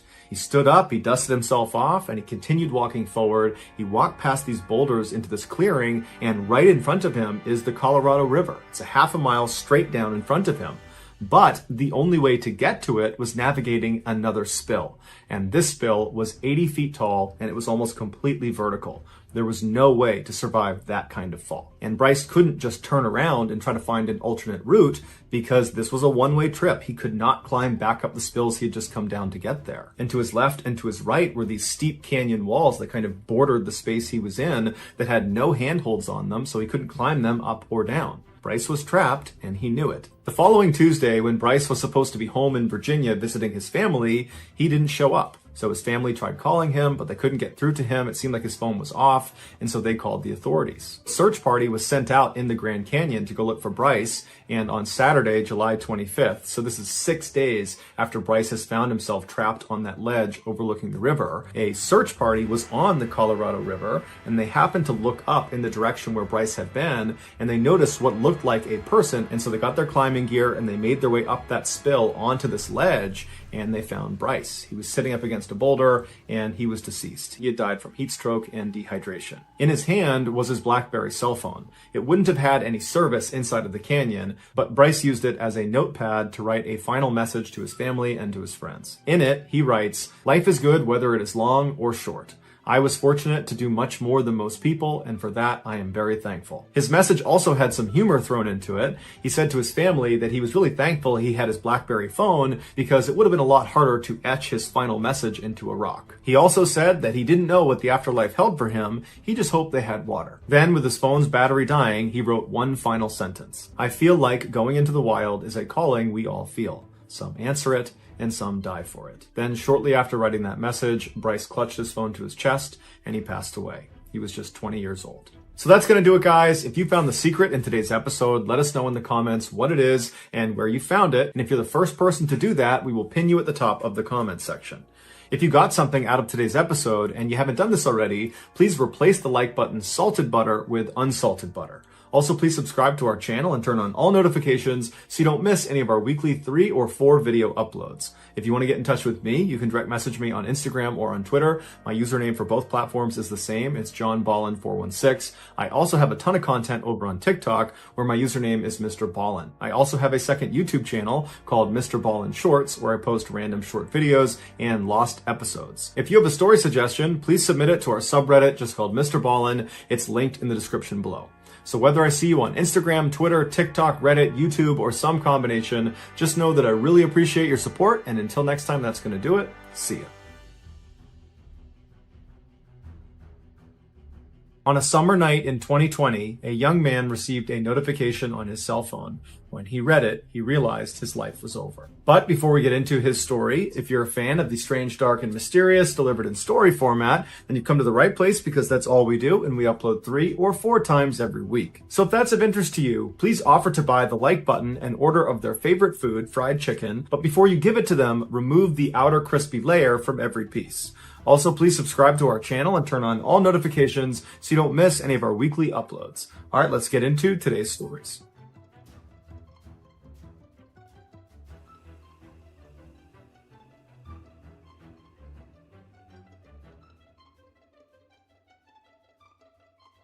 In the spring of 2020, right when the COVID-19 pandemic was really kicking into high gear, students at the University of Nebraska were told to move out of their dorms and move back home with their families to prevent the spread of the virus. One student, 20-year-old Alex Kearns, who was enrolled at Nebraska on an ROTC scholarship, was just as shocked as everybody else at how quickly this pandemic had turned their life upside down. But in terms of going back home again, he wasn't that upset about it because he was close with his family and he figured some unexpected time with them would be nice. Once he got back to his hometown of Naperville, Illinois, which is an affluent suburb outside of Chicago, he quickly fell into a quarantine routine, which consisted mostly of screen time and lounging around. But in the evenings, he would put his screens away and he would go into the kitchen with his mother, Dorothy, and the two of them would chat for hours about all sorts of things. One night, he told his mom that he was feeling kind of nervous about what he was going to do with his life after college. That even though he was studying business out at the University of Nebraska, he didn't really know what he was going to do with that. All he knew was that he wanted to find a way to help people. And his mother and everybody that knew Alex would say that that's just Alex. He was this really gentle, nice, awesome person that everybody just adored. After being home for a few weeks, Alex was starting to get bored of his quarantine routine, and he began looking for other things to do. He had seen a number of ads for a new brokerage app called Robinhood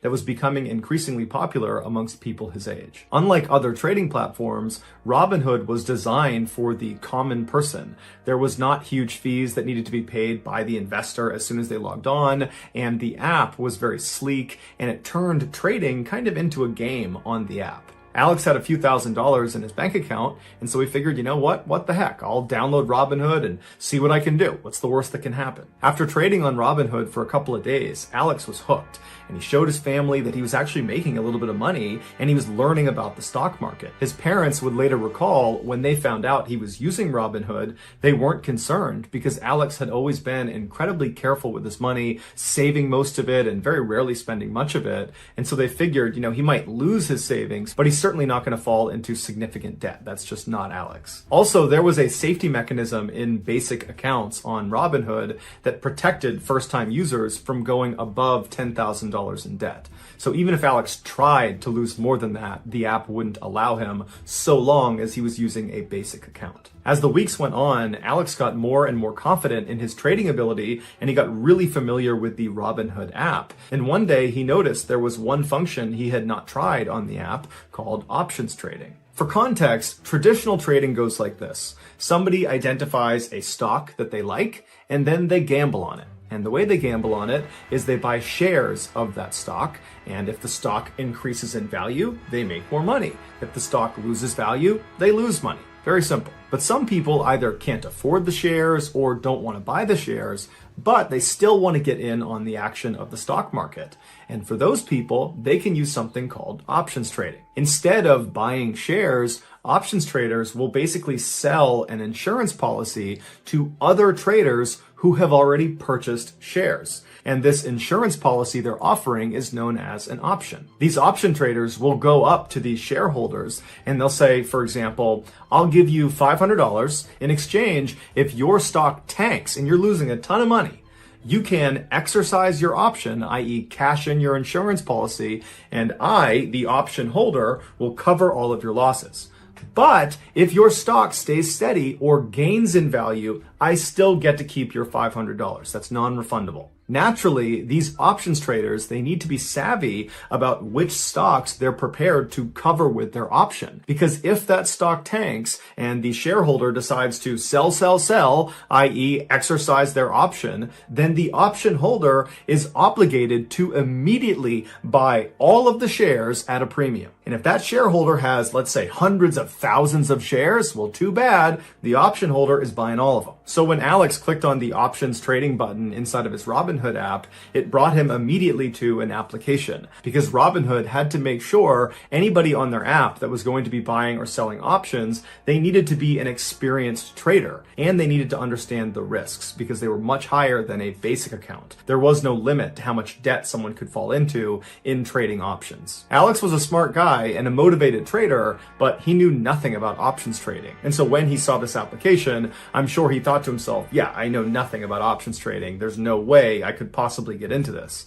But he decided, what the heck? I will apply to go on to their options trading side just to see if they'll accept me. And so he fills out the application and almost immediately he is accepted onto that side of the platform. It would later turn out that application was kind of a sham. It did not really do very much to restrict access to that side. Alex was surprised at his acceptance, but he was also very excited. And right away, he started trading options, and he was pretty good at it. And pretty quickly, he was making a little bit of money. But then on June 11th, he got a notification on his phone from Robinhood. And so he pulled his phone up, he opened the app, and he saw his account was restricted. He couldn't make any new trades, and he couldn't make any withdrawals. And so as he looked at it, he scrolled down to the bottom of the page, and he saw his current balance, and it read negative $730,000. A trader that Alex had sold an option to was exercising his option because his stock had tanked, and he owned over $700,000 worth of shares that now Alex was obligated to buy. Alex couldn't believe what he was looking at, and he immediately fired off an email to Robinhood customer support saying there had to have been a mistake, that he had done the math before he had sold that option, and he thought at most he was exposed to losing maybe $10,000, certainly not $700,000. And so after he sent this email, a couple of minutes later, he got a message back from Robinhood, but it was just an automated response that just said, hey, we got your email and we're busy and we'll be sure to be in touch with you as soon as we possibly can. And so at this point, Alex is starting to panic a little bit because he's looking at his phone and this looks real. He's trying to go through his phone to find some place that would show him this was a mistake, but there's nothing that indicates this is a mistake. And so after a couple of hours, Alex is just laying in his bed, he can't sleep, and he sends another message to the customer support team at Robinhood, pleading with them him to please check his account. There has to have been a mistake. There's no way I would have exposed myself to $700,000 of debt. But again, all he gets is an automated response that says, "We're busy and we'll be in touch with you soon." A couple hours later at 3:26 a.m., Alex is still awake, probably pacing around his room, totally panic-stricken, and he looks at his phone and there's another email from Robinhood, and he's thinking, "Oh my goodness, thank you. Someone's gotten in touch with me to tell me this has been a horrible mistake." And so he opens his email, and the header of the email is "Immediate action required." And what it was a notice for him to make his first payment on this enormous debt. It was going to be about $170,000 that he had to pay in the next couple of days. And if he didn't make this first payment, they would seek legal action against him. Alex was probably terrified, and also he was ashamed and didn't want to tell his parents. And so all alone in his room, he writes a third email to Robinhood, now straight up begging them, "Someone please look at my account. This has got to be wrong." But again, he just got the automated message. And so for the rest of the night, Alex probably laid on his bed thinking the world was just crashing in on him. He knew there was no way he could pay this enormous bill. And if he didn't pay it, he would either go to jail or hand it off to his family, which would financially ruin them. And just the idea of doing that to the people he loved made him sick. He just could not face that as one of his options. And so by the time the sun came up the next morning, Alex had come to a conclusion about what he was going to do. He started by pulling out his phone and pulling up the Robinhood app and screenshotting the dashboard that showed his enormous negative balance. And then he went on his laptop and he wrote a long letter to his family, and he put it on his desktop so they would understand why he did what he was about to do. And then he left the house, hopped on his bike, and pedaled away. A couple hours later, a police officer arrived at the Kearns' household, and he told them that their son, their brother, Alex, was unfortunately deceased. He had thrown himself in front of a train. The family was beyond devastated. This caught them so completely off guard. It didn't make any sense. Alex was a happy, funny guy with plans for the future. He had shown no indications that he wanted to harm himself. It really just didn't make any sense. And so at some point that day, they went to his laptop, they opened it up, and there was that note he wrote. And in this letter, he explains to his family how he had fallen into this enormous debt on Robinhood. He attaches the screenshot that showed his huge negative balance. And he said it was just crazy that this company would allow a 20-year-old with no income to be exposed to over $700,000 of debt. He thought that was crazy, but he admitted he didn't know that much about options trading and probably shouldn't have been accepted into their program to begin with. And then he tells his family that he did want to live, but unfortunately, this was the only way he could get out of this problem without inflicting enormous financial penalties on his family. And so he believed he was protecting his family when he took his life. 24 hours later, Robinhood sent Alex another email, and it said, "Oh, that $730,000 debt that we said you owed, that was a mistake. You don't owe anybody any money." Alex's family has since filed a wrongful death lawsuit against Robinhood, saying that had they just had a person working their customer service desk, they could have talked to Alex and immediately seen that this was a mistake, and it would have saved Alex's life. Their case is still ongoing. So that's going to do it, guys. If you found the secret in today's episode, let us know in the comments what it is and where you found it, so give us the timestamp. And if you're the first to do that, we'll pin you at the top of the comments section.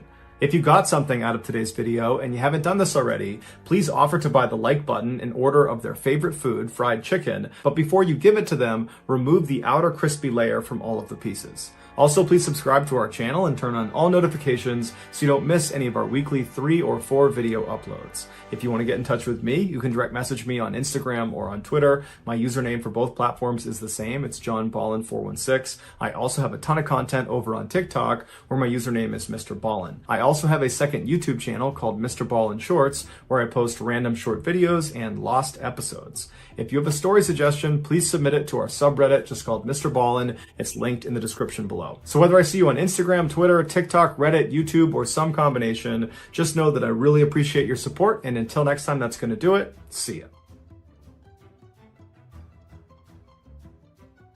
Today's story is a medical mystery that comes from the remote forests of Papua New Guinea. And let's just say the mystery illness is absolutely horrifying.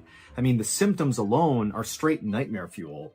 But perhaps the worst part of this mystery disease is how it was determined that it was being spread, something that took a long time to figure out. But my goodness, the way this thing was being spread is just... you'll see. But before we get into today's story, if you're a fan of the strange, dark, and mysterious delivered in story format, then you've come to the right place because that's all we do, and we upload once a week. So if that's of interest to you, please offer to dry clean the Like Button's laundry, but instead of using starch, use superglue. Also, please subscribe to our channel and turn on all notifications so you don't miss any of our weekly uploads. Okay, let's get into today's story.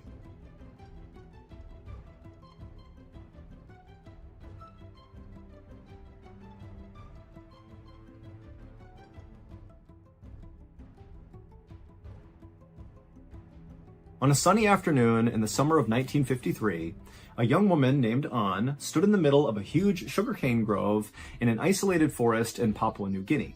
And around her were all her relatives and neighbors, and they were all there to mourn the loss of An's sister, whose name was Tan. She had passed away 3 days earlier from a very mysterious illness that people in An's village called kuru. And in their language, the word kuru meant trembling. Now, keep in mind, this particular mystery illness that was called kuru only affected the people in An and Tan's village.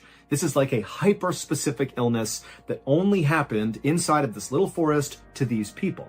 But An and the rest of the people in her village had seen this happen over and over and over again every year, and so they knew what happened when you got kuru because it was always the same. As soon as you began to tremble, that was kind of like the first sign. 1 year or so after that moment, you lose control of all the muscles in your body until you die. And so in Tan's case, so An's sister, she had watched this happen exactly as it did for everybody else that ever got this illness. She started with the tremors, and then before long, she couldn't even stand up or walk around. And then finally, her sister lost control of the muscles in her throat, and so she couldn't eat despite being hungry. And so ultimately, she died of starvation, which is like one of the worst ways to die. It's incredibly slow and very, very painful. And so ever since Tan's death 3 days earlier, the village had been performing all these rituals and prayers in an attempt to assist Tan's spirit on its way into the afterlife. And this type of very involved funeral was absolutely customary in An's culture. An and her family and all of these villagers were members of the Foray people, who were native to Papua New Guinea, which is an island just north of Australia. And in 1953, when this story is taking place, the Foray people numbered about 11,000 people. And remember, they live in a very isolated forest. They are basically cut off from the world for the most part. But they were beginning to fear that they were going to go extinct because of kuru. Every year, the Foray people lost 200 people to kuru. And for the most part, the victims were women, like disproportionately so, which made it even more likely that the Foray people would go extinct. Because if you lose all the women, you can't have any more kids. And in fact, by 1953, so many women had died from kuru that by this point, there were 3 times as many men as there were women. In fact, the leading cause of death for Foray women was kuru. But the Foray people did not view kuru as just an illness. They actually viewed it as a curse. In fact, that was completely accepted that that is exactly what it was. This is not like getting a cold. Somebody did this to you. Like a sorcerer somewhere, some unnamed sorcerer that's like coming into the forest is targeting these women and cursing them with kuru.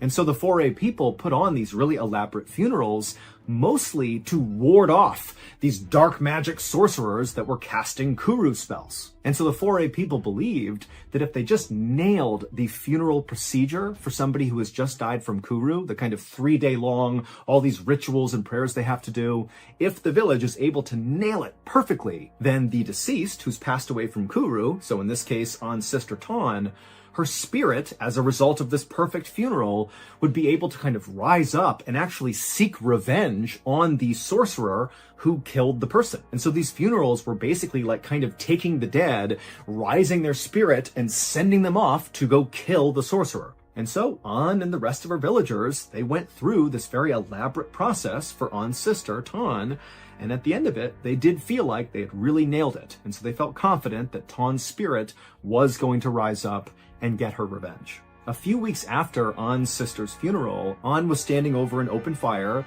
and she was cooking some pork and sweet potatoes, and as she went to flip the meat over, she reached her hand out, and she noticed her hand was trembling, which is the first sign of someone with kuru. Now, An told herself that, oh no, I don't have kuru, it's just because I was working really hard today and I'm tired, like that's all it is. But she knew deep down, she may have been cursed. An did her best to kind of hide her trembling hands. However, after about a month from that first time she noticed her hand shaking, she noticed she wasn't really able to stand up without kind of losing her balance because her legs were starting to tremble. And finally, when she basically couldn't even stand up without assistance, this is again only 1 month after that first tremble, she knew she had Kuru. And An already knew that there was absolutely nothing anybody in her village could do to stop this from killing her. Kuru was a 100% death sentence. And so if you got Kuru, it's like the whole village just began prepping for your death because they had to be ready to do this big ritualistic funeral. And so imagine that. You have this mystery illness or curse or whatever you want to think it is, and you're just counting down the days until you die. But for An, even though she had seen this happen so many times before and just kind of knew there's nothing she could do, she couldn't stand the idea of having this horrible, slow, painful death. And so she decided, you know what? I'm going to do something drastic that basically nobody else had done before who had Kuru.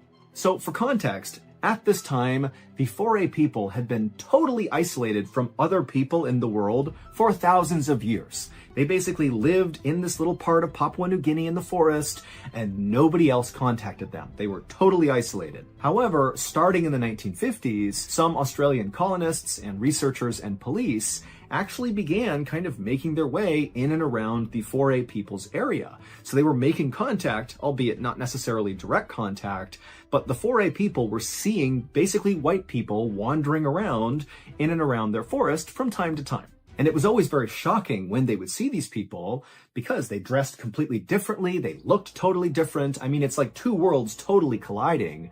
And generally speaking, An and the rest of the people in her village, they did not like having these Australian people kind of wandering around. But An is thinking, you know, the people in my village, the Foray people, they have no solutions for me. So maybe these Australian people that have kind of popped up, maybe they have some answers about what I can do to stop myself from dying from this horrible curse. Keep in mind, by going out and seeking help from these outsiders, it was like An would be breaking a huge custom. This is so taboo for the Foray people, and very likely, even if she was able to find a solution from these outsiders, it's not clear if she would have been welcomed back into her village. And so this is a truly desperate measure she's taking. But she really felt like she had no choice. So, even as her body trembled from Kuru, An managed to stand up using a stick, and she began kind of hobbling her way quietly and discreetly out of her village, something that she really never did.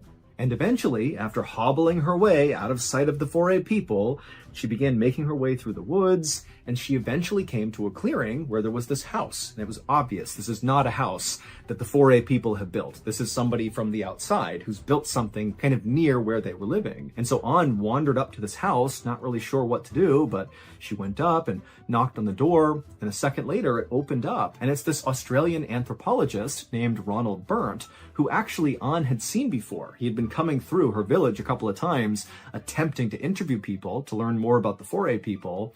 She knew that nobody wanted to talk to him, but, you know, she'd seen him before. And so she was relieved. This is someone that I'm somewhat familiar with. And so as Ronald is staring back at her, and Ronald's pretty tall and skinny, he's got glasses on, he's dressed like a typical Australian in the 1950s, and he's looking at An, and An begins to try to tell him what's going on with her. And as she began to talk, the words she was saying were coming out all garbled, and she realized that the Kuru curse was now affecting her throat, the muscles in her neck, and she was not able to speak. But as it happened, Ronald, who was very familiar with the Foray people, he could tell, based on just the way she was acting and how desperate she looked, that very likely this woman was here because she believed she had Kuru. And Ronald, who had learned about Kuru after studying the Foray people, he had done some research on it, and he believed it was entirely psychosomatic, that this was not an actual illness. Basically, he believed Kuru was acute hysteria, that these Foray people were just going crazy and convincing themselves that they had this illness, and I guess that kind of manifested their death a year later. And so Ronald interrupted An, who again is struggling to talk, and he was able to communicate to her in her language that you do not have Kuru, you are hysterical, this is in your head, and you should go now. And then he shut the door on her. And An had no idea what to do. She was embarrassed. She was terrified that maybe somebody from her village had seen her come out here. And so just trembling and feeling so alone and so scared, she turned around and just went back to her village. 9 months later, An's condition had severely deteriorated. She basically was following exactly the process of every other person she had seen with Kuru. She had lost virtually all the control of her body. She could barely sip water. She was feeling absolutely horrible. I mean, she knew she was closing in on death. And she had not gone back out to try to get help from outsiders. That interaction with Ronald had kind of destroyed her hope, and so she did go back and just was kind of waiting to die, just like everybody else in her village did. But for An, the physical symptoms of Kuru that she was experiencing were undoubtedly terrible.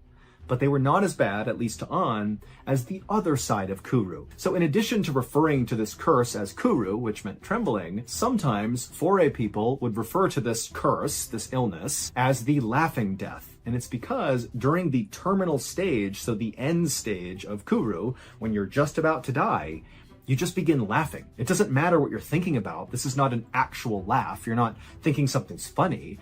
It's like you could be weeping and totally depressed because you know you're going to die, but you keep hysterically laughing, which makes your whole body sore from constantly laughing over and over again. And An was beginning to experience that. She would be weeping and laughing at the same time. And think about this, everybody else who's in the village, they know what this means. And so their preparations for her death are only getting more and more ramped up. They're getting ready for the big ritualistic funeral they're going to give to An. And so An, as she's hysterically laughing, is fully aware that everybody's just waiting for her to die. And finally, just a few weeks after she had begun the laughing side of Kuru, An would pass away, almost exactly 1 year from when she first noticed the trembling in her hand when she was cooking over that fire.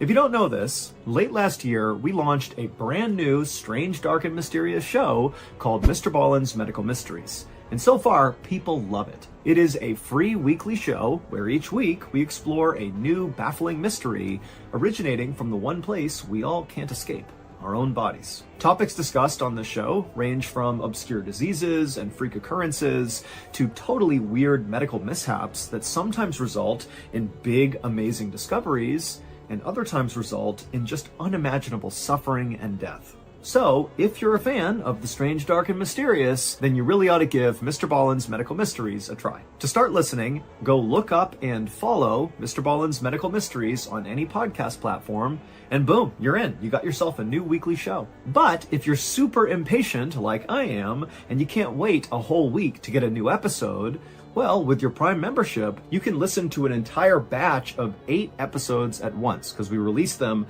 8 at a time on Amazon Music. Also, on Amazon Music, there are no ads. And if all this was not enough to sell you on maybe giving the show a try, well, then stick around at the end of this video, and I'll play you a sneak peek from our newest episode of MrBallen's Medical Mysteries.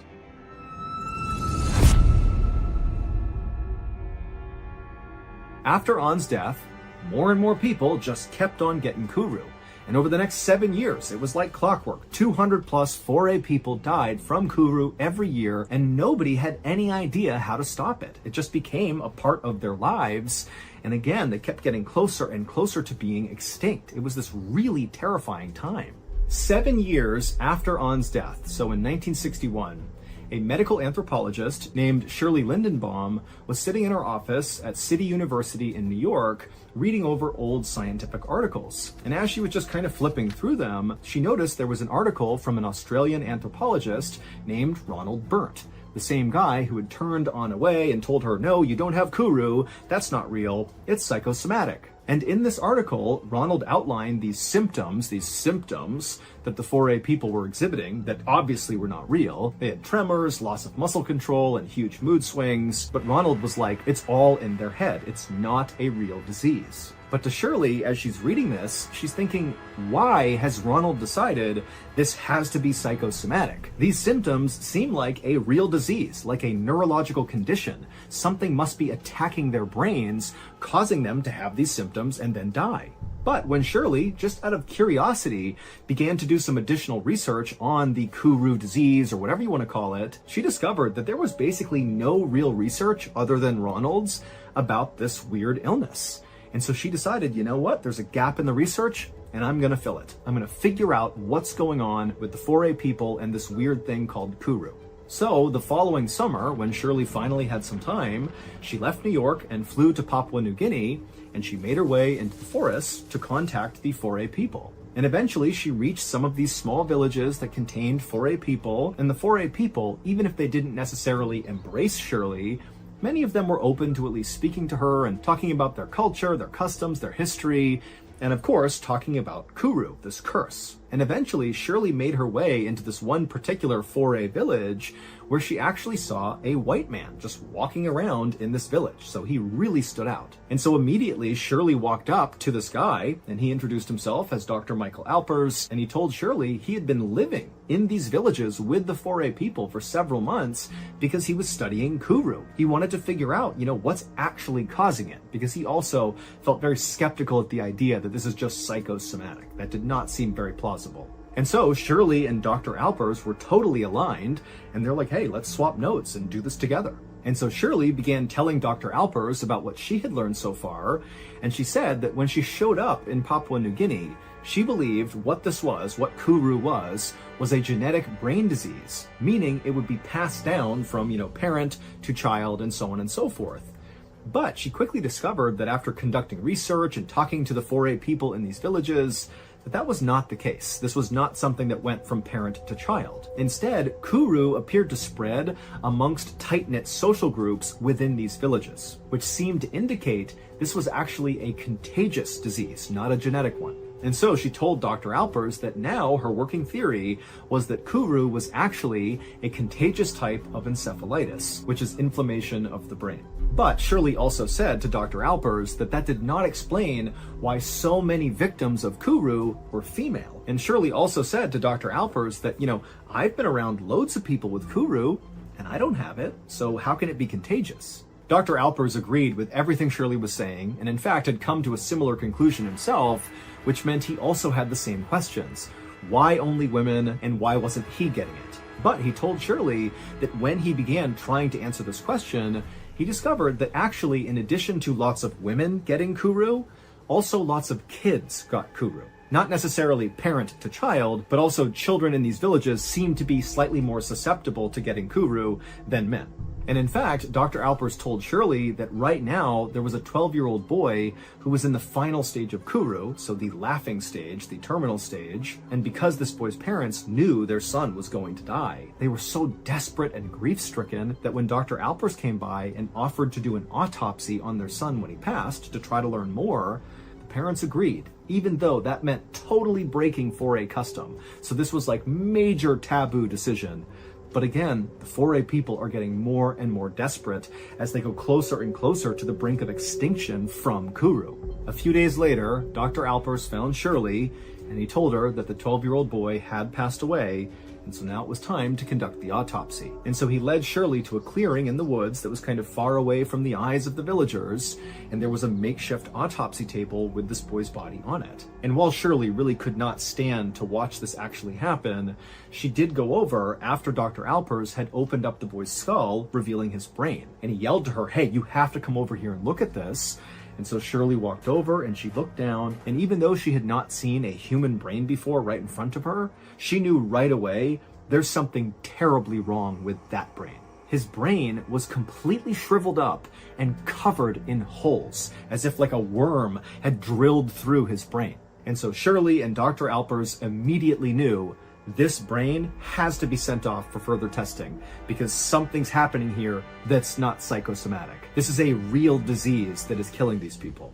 About a year later, Shirley was back home in New York in her office when she received a letter from a research team at the United States National Institutes of Health, or NIH for short. And the NIH is one of the largest medical research facilities in the world. And it was where Shirley and Dr. Alpers had sent off that boy's brain for further study. And so by getting this letter, Shirley knew she was going to get information about whatever they discovered in this boy's brain. And so she ripped it open and pulled out the report and began reading. And the researchers said they had spent the last year, studying this brain tissue. And while they still didn't really understand how Kuru even happened and what caused it, was it a virus or an infection? They didn't know, but they had discovered something about how Kuru spread. During one of their experiments, the NIH researchers had injected some tissue from this boy's brain into a chimpanzee, and very quickly, that chimpanzee developed Kuru. And so this told the researchers that yes, Kuru was contagious, and it spread through infected brain tissue. But how one person's infected brain got into another person's brain was the big mystery. But at least they had found something. But as Shirley read this, because she had done all that research when she went into the forests of Papua New Guinea and spoke to all these 4A people, she had learned a lot about what they did on a day-to-day basis and, what their various customs and rituals were. And she actually knew exactly how something like this could happen, something that only the 4A people were doing.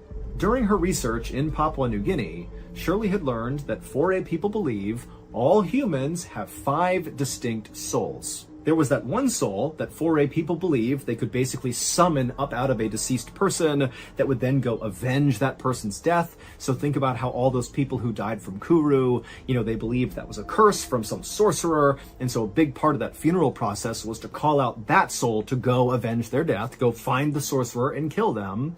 But that was just one soul. There were 4 others. And of these 4 others, there was one called the Quila, which was the most dangerous. Quila meant flesh in the 4A people's language, and this soul was like a manifestation of death and decay, because that's what our flesh does. It just kind of gradually dies all the time. And so they looked at the flesh as being a really bad thing. And so they believed after someone died, their flesh needed to be stored properly. Otherwise, it would pollute the air and cause more death and decay for other people that were still alive. And the safest place, according to the 4A people, for the Quila to be stored, so human flesh, was inside of a woman's body.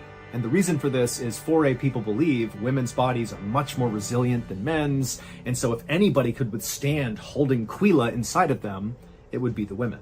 But there was a very specific process that the 4A women had to follow in order to kind of put this Quila inside of themselves. And multiple 4A women had explained this totally bizarre process to Shirley when she was out there talking to the people in the village. The way it worked is a few days after a 4A member has passed away, this huge feast is prepared. Except the feast only consists of the Quila.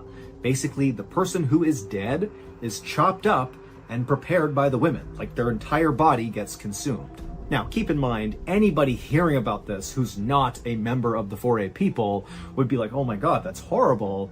But to 4A people, this ritualistic cannibalism was actually an act of love. The idea was by having these women consume the Quila, consuming the dead person, you're protecting the living because you don't want the Quila out and about polluting the air, and you are respecting the dead. But remember, Kuru got spread through infected brain tissue. And it just so happened that during these funeral feasts, when they were consuming the Quila, the brain of the deceased person was an absolute delicacy. And so the brain was reserved for close female relatives of the deceased person. And so during An's sister's funeral, so when Ton passed, what do you think An ate? She ate Ton's brain. And then also, critically, Shirley had learned that a lot of these women who were given the brain, this delicacy during these funerals, they would often sneak little pieces of the brain and hand it out to kids as like a little treat. They would take the brain and eat it. Nobody knew. That's why the kids were also getting Kuru. And so a few years after this incredible discovery by Shirley about how Kuru was being passed along, the Australian colonial government banned the practice of ritualistic cannibalism in Papua New Guinea. Basically, they were telling the 4A people to stop eating the dead. It's what's killing you. And the 4A people, who were very desperate to stop being killed by Kuru, they took to it, stopped eating each other, and so Kuru was virtually eradicated, and the 4A population, instead of sliding towards extinction, actually began to grow really fast. And today, the total population has at least doubled. And also, just to close this out, one final note is it took until 1990 to actually figure out what was going on inside of these people's bodies when they had Kuru. Because back in the 60s, when they figured out how not to get Kuru, nobody understood what was even happening. It was just like, don't eat other people and you'll be okay, but that's all they knew. And while the process in the human body that caused Kuru remained a mystery for many decades after Shirley's big discovery, in the 1990s, researchers did finally figure out what's actually going on. Basically, somebody with Kuru has these proteins in their brain called prions that fold wrong into the wrong shape and then cannot function properly. This loss of protein function rapidly kills brain cells, which in turn shrivels up the brain and causes all those holes all over it. Okay, here is the clip from our newest episode of MrBallen's Medical Mysteries. Enjoy. A 40-year-old man stood next to his teenage daughter in a hospital room, clutching her hand as she lay there unconscious on a gurney. A flurry of doctors and nurses moved all around them, securing an oxygen mask over the girl's nose and jabbing her arms with needles. The father couldn't believe this was really happening. Just an hour ago, he'd come home to find his daughter passed out on the floor of the kitchen. Her face and neck were totally beet red. He didn't know what had happened, but his best guess was that maybe she had accidentally overheated the oven while making food, and then when she opened up the oven door, a rush of heat came out and it burned her. He didn't know what else could make her look so sunburned on such a cloudy December day.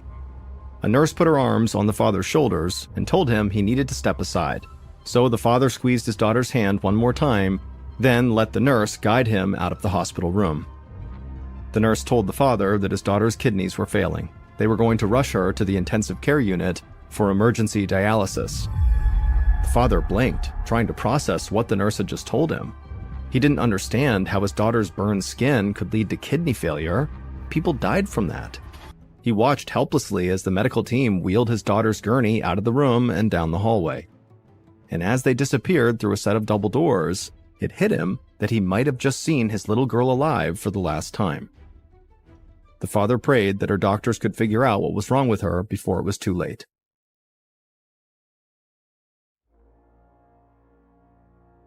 So that's going to do it. If you enjoyed today's story, well, guess what? We just released a new binge of more medical mysteries on MrBallen's Medical Mysteries, which is a podcast under the Ballen Studios umbrella. All you got to do is go look up MrBallen's Medical Mysteries on any platform. It's free. There's loads of episodes you can listen to right now that sound an awful lot like this one. So go check it out. MrBallen's Medical Mysteries. Until next time, thank you so much.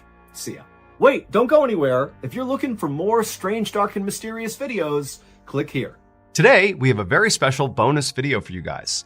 It's a collection of 4 claustrophobia-inducing diving stories. Now, these 4 stories, even if you've heard or seen them before, they have been completely re-edited. So it's like a brand new viewing experience for everybody. But before we get into those stories, if you're a fan of the strange, dark, and mysterious delivered in story format, then you've come to the right place because that's all we do and we upload once a week. So if that's of interest to you, please offer to house sit for the like button while they're away on vacation, but instead of taking care of their house, simply burn it to the ground. Also, please subscribe to our channel and turn on all notifications so you don't miss any of our weekly uploads. Okay, let's get into today's stories.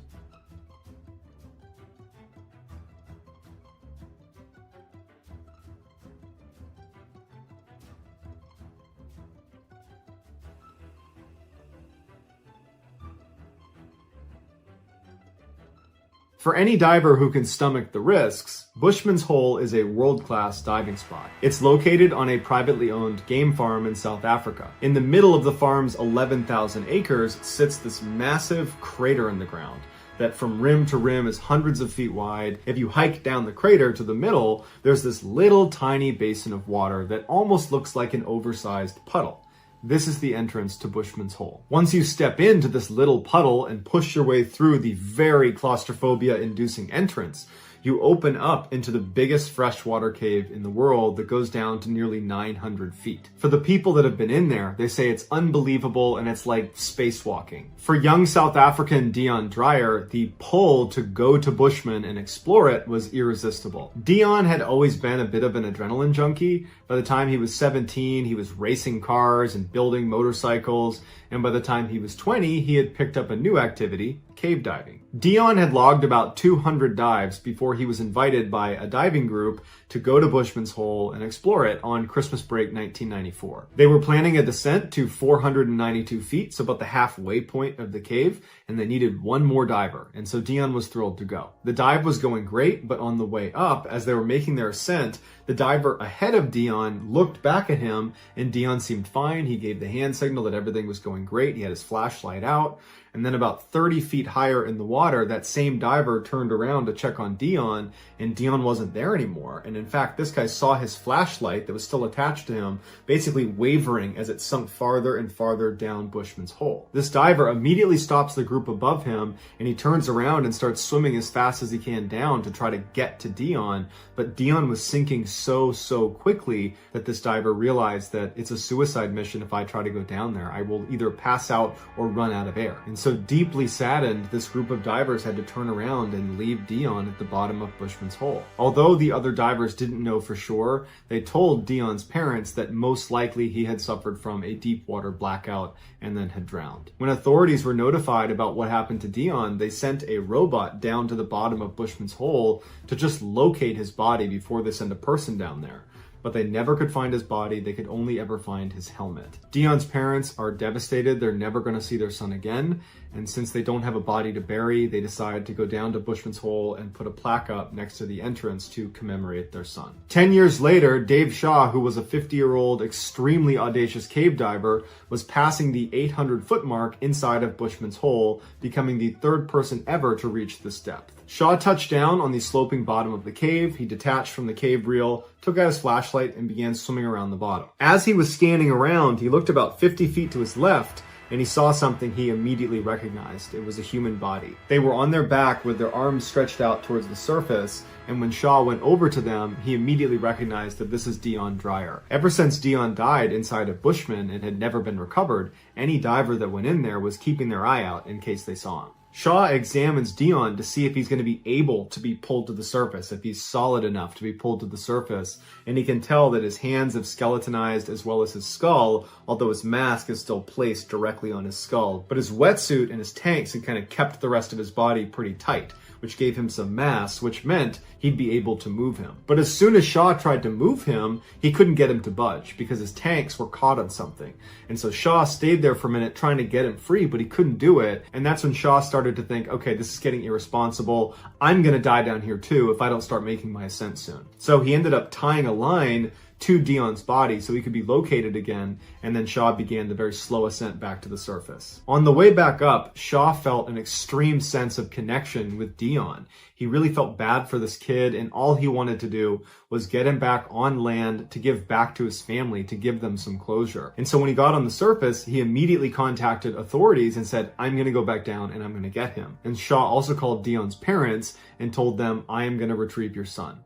And his parents were apparently overjoyed. They couldn't believe they were going to get to see their son again. After lots and lots of planning, Shaw's recovery of Dion was scheduled for January 8th, 2005. The dive was going to take 12 hours, and it wasn't just going to be Dave doing the retrieval. It was going to be like a relay race. Dave would be the first one down, and a couple minutes after he entered the water, another diver would go in who would stop about 100 feet above Dave, and then a third diver would go in and stop 100 feet above the second diver, and so on and so forth. Dave would put the body bag over Dion and then carry his body up to the first guy, who would turn around, bring the body up to the next guy, and the next guy to the next guy until Dion was out of the water. At 6:13 in the morning, Shaw entered the water with a camera on his helmet to film the operation. Shortly after he submerged, Dion's parents walked down to the edge of the water to watch. They showed up intentionally late so as not to put added pressure on Shaw. Shaw dropped very quickly to the bottom of Bushman's hole. He actually arrived about a minute and a half faster than he expected to. As soon as he got down, he shined his light and he found Dion's body. He went over to him, he got the body bag out, and he got to work. 13 minutes after Shaw had submerged, the diver who was slotted above him, that would be the first to receive Dion's body, began looking for signs that Shaw was done and was moving up towards him. But when he looked down, he saw Shaw's flashlight wasn't moving. This diver continued to watch the flashlight very intently to make sure his eyes weren't playing tricks on him. And after a couple of minutes and still no movement, this diver begins going deeper and deeper to try to get a better look at Shaw to see what's going on. And when he got a little bit closer, it became very clear that Shaw was not moving. This diver immediately goes into rescue mode and starts going straight down to get to Shaw to try to help him if he still can. And as he's moving down, he hears this fizzling sound and he looks at his wrist and he can tell that one of his gauges has broken. And this gauge was vital to the dive, and it meant he would not be able to get down there. And so with a heavy heart, he had to turn around and go back up. And because of the depth at which they were diving, he could not just go right to the surface and tell everybody what had happened. He needed to stop at various decompression stops along the way. But he had a slate, and on it he wrote in his grease pen, "Dave's not coming back." And he swam the slate up to the next diver who would have received Dion's body, but instead receives the slate. He takes the slate up to the next diver, to the next diver, to the next diver, all the way up to the surface. Don's okay. Dave's not coming back.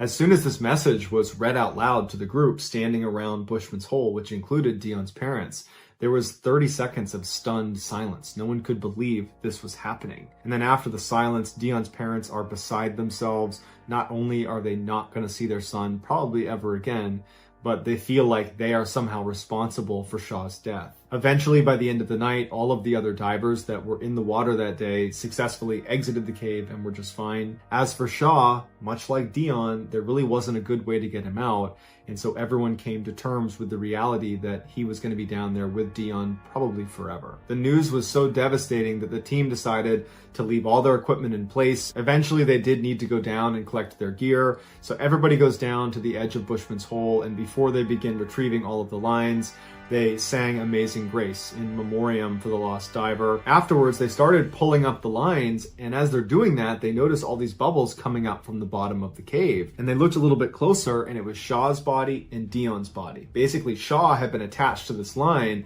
and he had managed to free Dion before he had passed. And so when they pulled the line, both of them were freed and they floated to the surface. And so even though Shaw would die doing it, he was able to get Dion out of Bushman's cave for his family. After the two bodies were taken out, they noticed that the camera on Dave's head was still intact and it had filmed everything all the way through his final moments. And so they took the tape out and they watched it forward and backwards, slow-mo, frame by frame, and they analyzed it to the point where they understood what happened. When Shaw gets down to Dion, Dion's body that had previously been stuck, and that was the reason Shaw had not been able to free him the first time, somehow he's become unfree and he's now free floating.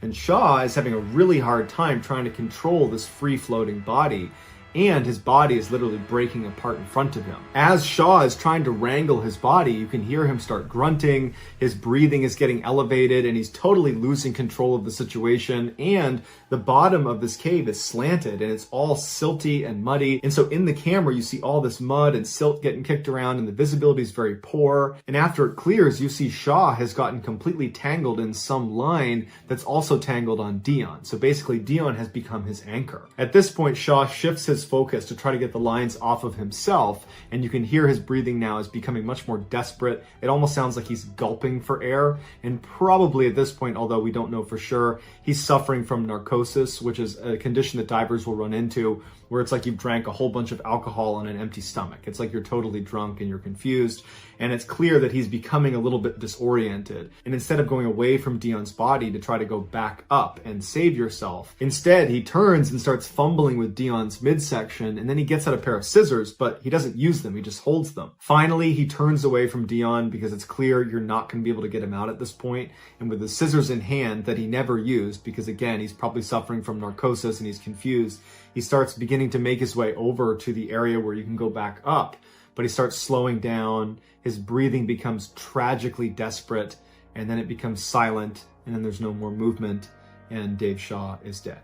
10 days after the bodies were recovered from Bushman's Hole, Dion's parents, although they are absolutely devastated about what happened to Shaw, and they feel very guilty, but at the same time, they're so excited because they get to go to the morgue and see their son again for the first time in 10 years. They don't care what state his body's in. Just the fact that he's actually here, that their actual son is going to be in front of them, was just overwhelming for them.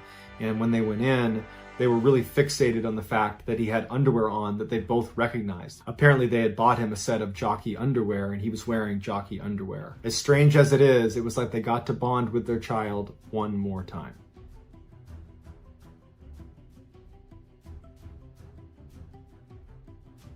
As many of you may know, aside from telling stories on this YouTube channel, I also tell stories on my podcast, the MrBallen podcast, Strange, Dark, and Mysterious Stories. But that's not all. In addition to that podcast, under the Ballen Studios umbrella, there is a whole host of other podcasts that you can binge right now, and their content, all of them, fall into the Strange, Dark, and Mysterious category. For example, if you're into baffling and horrifying medical mysteries, Well, you should go check out my other podcast called MrBallen's Medical Mysteries. Or maybe you want to hear from some other voices within our studio, like Luke LaManna. Luke LaManna is a military veteran. He has a super iconic, really deep radio voice, and he has 2 shows. One is called Wartime Stories, where he basically looks at strange, dark, and mysterious wartime stories, and his other show is called Redacted, where he looks at information that used to be classified, and he dives into it with his military expertise and experience, and he basically shows you the lies and secrets and half-truths that the most powerful institutions in the world have been keeping from us. We also have shows that are just plain creepy and unsettling, like Bedtime Stories, hosted by Richard Weil, where he dives into the supernatural and cryptids and mysterious deaths. I mean, basically his whole kind of niche is things that keep you up at night. And then 2 other shows that fall into that sort of unsettling, creepy vibe are Late Nights with Nexpo, hosted by the famous YouTuber Nexpo, where he dives into true, crazy, scary stories. And then we also have another show called Run Fool, hosted by Rodney Barnes. And Rodney is like an icon in the horror genre at large. And on his show, he just dives into this wild, chilling lore, like horror lore. People love that show. Or if you're a history buff and you really want stories that are really rooted in the fabric of our timeline, I mean, stories that are truly historically accurate, but still strange, dark, mysterious, and crazy, well, check out A Twist of History, hosted by Joel. He's great voice. He's a very thorough host. Those stories all have really cool endings, big plot twists at the end. So if you're a fan of the strange, dark, and mysterious, go check out these shows. You can look for them either by name or simply by looking for Ballen Studios on any podcast platform. They are available right now. Enjoy.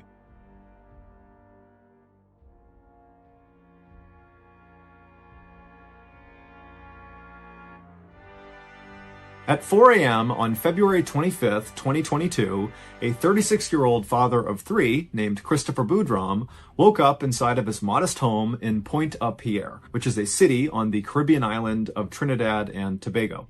After quietly getting out of his bed so as not to wake up his wife, who was still asleep, Christopher walked into the other room and did his typical morning exercise routine, and then afterward, he made himself some breakfast in the kitchen, and by 5:30 a.m., he was out his front door, into his car, making the commute to work. Christopher was a professional scuba diver, and he had been for over 10 years. Commercial diving is a very broad field to work in, but generally it meant that Christopher was paid to do various tasks underwater, things like inspections or welding or just moving equipment around. For the last 8 months, Christopher had been fortunate enough to be working for a company that was located just 2 minutes drive from his house. It was an oil and gas company called Perea Fuel. And Christopher's duties at Perea Fuel centered primarily on the upkeep and maintenance of several of these underwater pipelines that Perea Fuel used to get the oil off of their ships and onto land where it could be processed. These underwater pipelines, of which Perea had at least 6, were basically U-shaped. They had these 2 vertical sections on either end that would jut out of the water. And then connecting these 2 vertical sections was a 1,200-foot long section of pipe that ran along the seabed at roughly 60 feet below the surface. And so one of these vertical sections was out at sea, so 1,200 feet off the coast, and ships would literally come by this opening to the pipe that was out of the water, and they would dump their oil into this opening. The oil would go down, it would shoot across this long horizontal section, and then go up the other vertical section much closer to shore where workers could collect the oil and bring it onto land to be processed.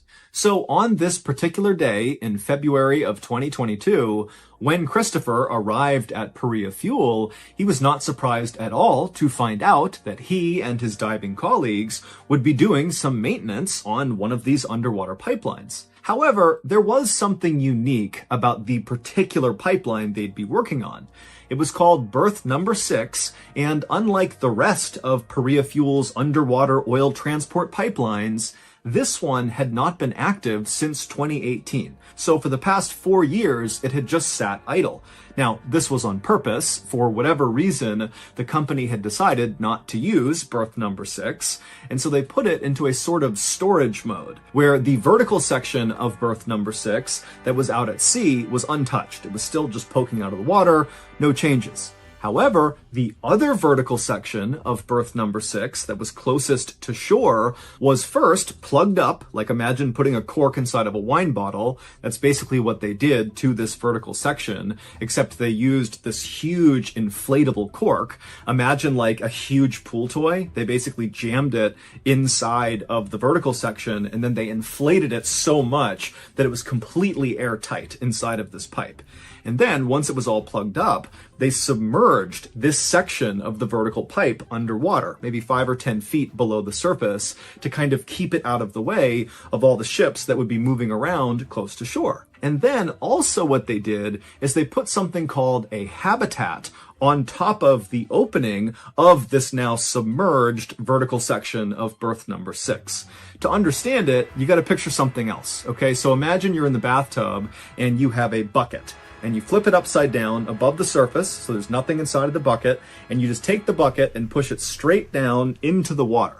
No matter how deep you push that bucket, as long as you don't rotate it to one side or the other and you just keep it steady, that air pocket inside of the bucket will remain. You can literally reach your hand under the bucket underwater and it will be dry. And so basically that's what this habitat was. Korea Fuel took a huge bucket, if you will, and they lowered it straight into the water and pressed it down and anchored it right above the opening to this submerged vertical section. So there was a permanent air pocket over the opening to this pipe.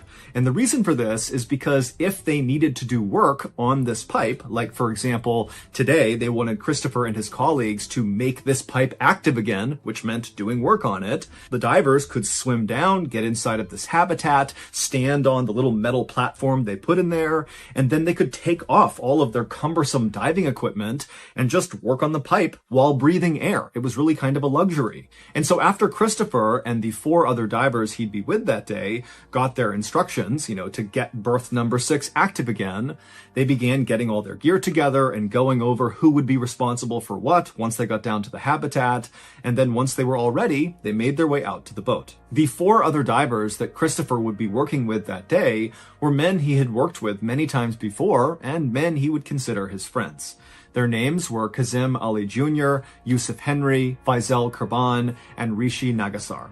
Once their boat had moved just off the coast and had stopped kind of roughly over the area where below the surface was this submerged berth number 6 vertical pipe and the habitat, the divers hopped off the boat and they swam straight down. They went up and under the side of this habitat wall and they entered into this breathable airspace right around the entrance to this pipe. And so they climbed up onto the platform, they took off all of their gear, and then once they were just in their wetsuits, they got to work. Now, the job was relatively straightforward. They just needed to basically pull a lever inside of the pipe that would then deflate the big inflatable plug that had been set inside of this pipe to seal it. However, when one of the divers reached down and began to pull on the lever, it was jammed, and so they needed a wrench to kind of free the lever. And so Kazim volunteered to go back to the surface and get a wrench because no one had one inside of the habitat. And so Kazim put his dive gear back on, he dove out from underneath this habitat, swam back to the surface, he talked to the folks on the boat, they handed him a wrench, and then he swam right back down, back inside of the habitat, and then once he poked himself back up, he handed the wrench up to the nearest diver. And that diver took the wrench, he turned back around to face the pipe, he reached down inside, and he began fiddling with the lever, and eventually he freed it. However, the second this lever was activated, something horrific happened inside of that space. We don't know exactly how this happened or what exactly could have been done to prevent it, but in short, the second that lever was activated, it began to deflate this big cork that had been plugging up this inactive pipeline for the past 4 years. And when that happened, it broke the seal, and suddenly all this low pressure air that was sitting in 1,200 feet of pipeline made contact with the extremely high pressure air that was inside of this habitat. and air likes to go from high pressure to low pressure. And so the second that seal was broken, the high pressure air in the habitat expanded down into the pipe. But this happened so quickly. It was almost instantaneous. It was almost like the pipe opening became the world's strongest vacuum, and it sucked everything inside of the habitat, all the air, all the equipment, all 5 men into the pipe, and it also began sucking in seawater. Basically everything was going in this pipe. And so these 5 men, they don't have their scuba gear on, went from just standing outside the pipe to feet first flying into this pipe with all of their heavy equipment all around them and there's seawater all over them. They're holding their breath, and so they get sucked down the vertical section, they turn the corner, and they get rocketed out to sea. They are on the 1,200 foot long section, the horizontal section, just blazing a trail.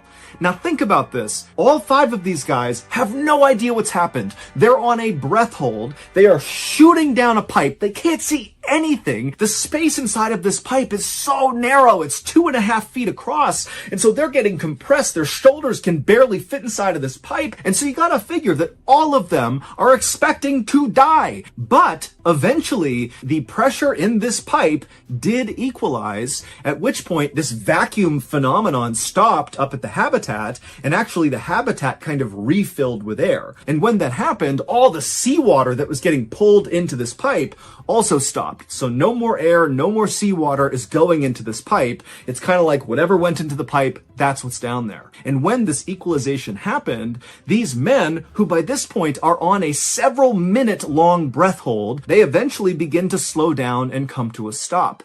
And by some miracle, they came to stop in a section of this horizontal pipe that was not totally flat to the seabed. It was slightly elevated, which meant there was a small air pocket where they stopped. And so they come to a stop and they just start gasping for air, and then they begin yelling out to each other, and they realize all 5 of them are alive, and they're all kind of roughly grouped together in this air pocket.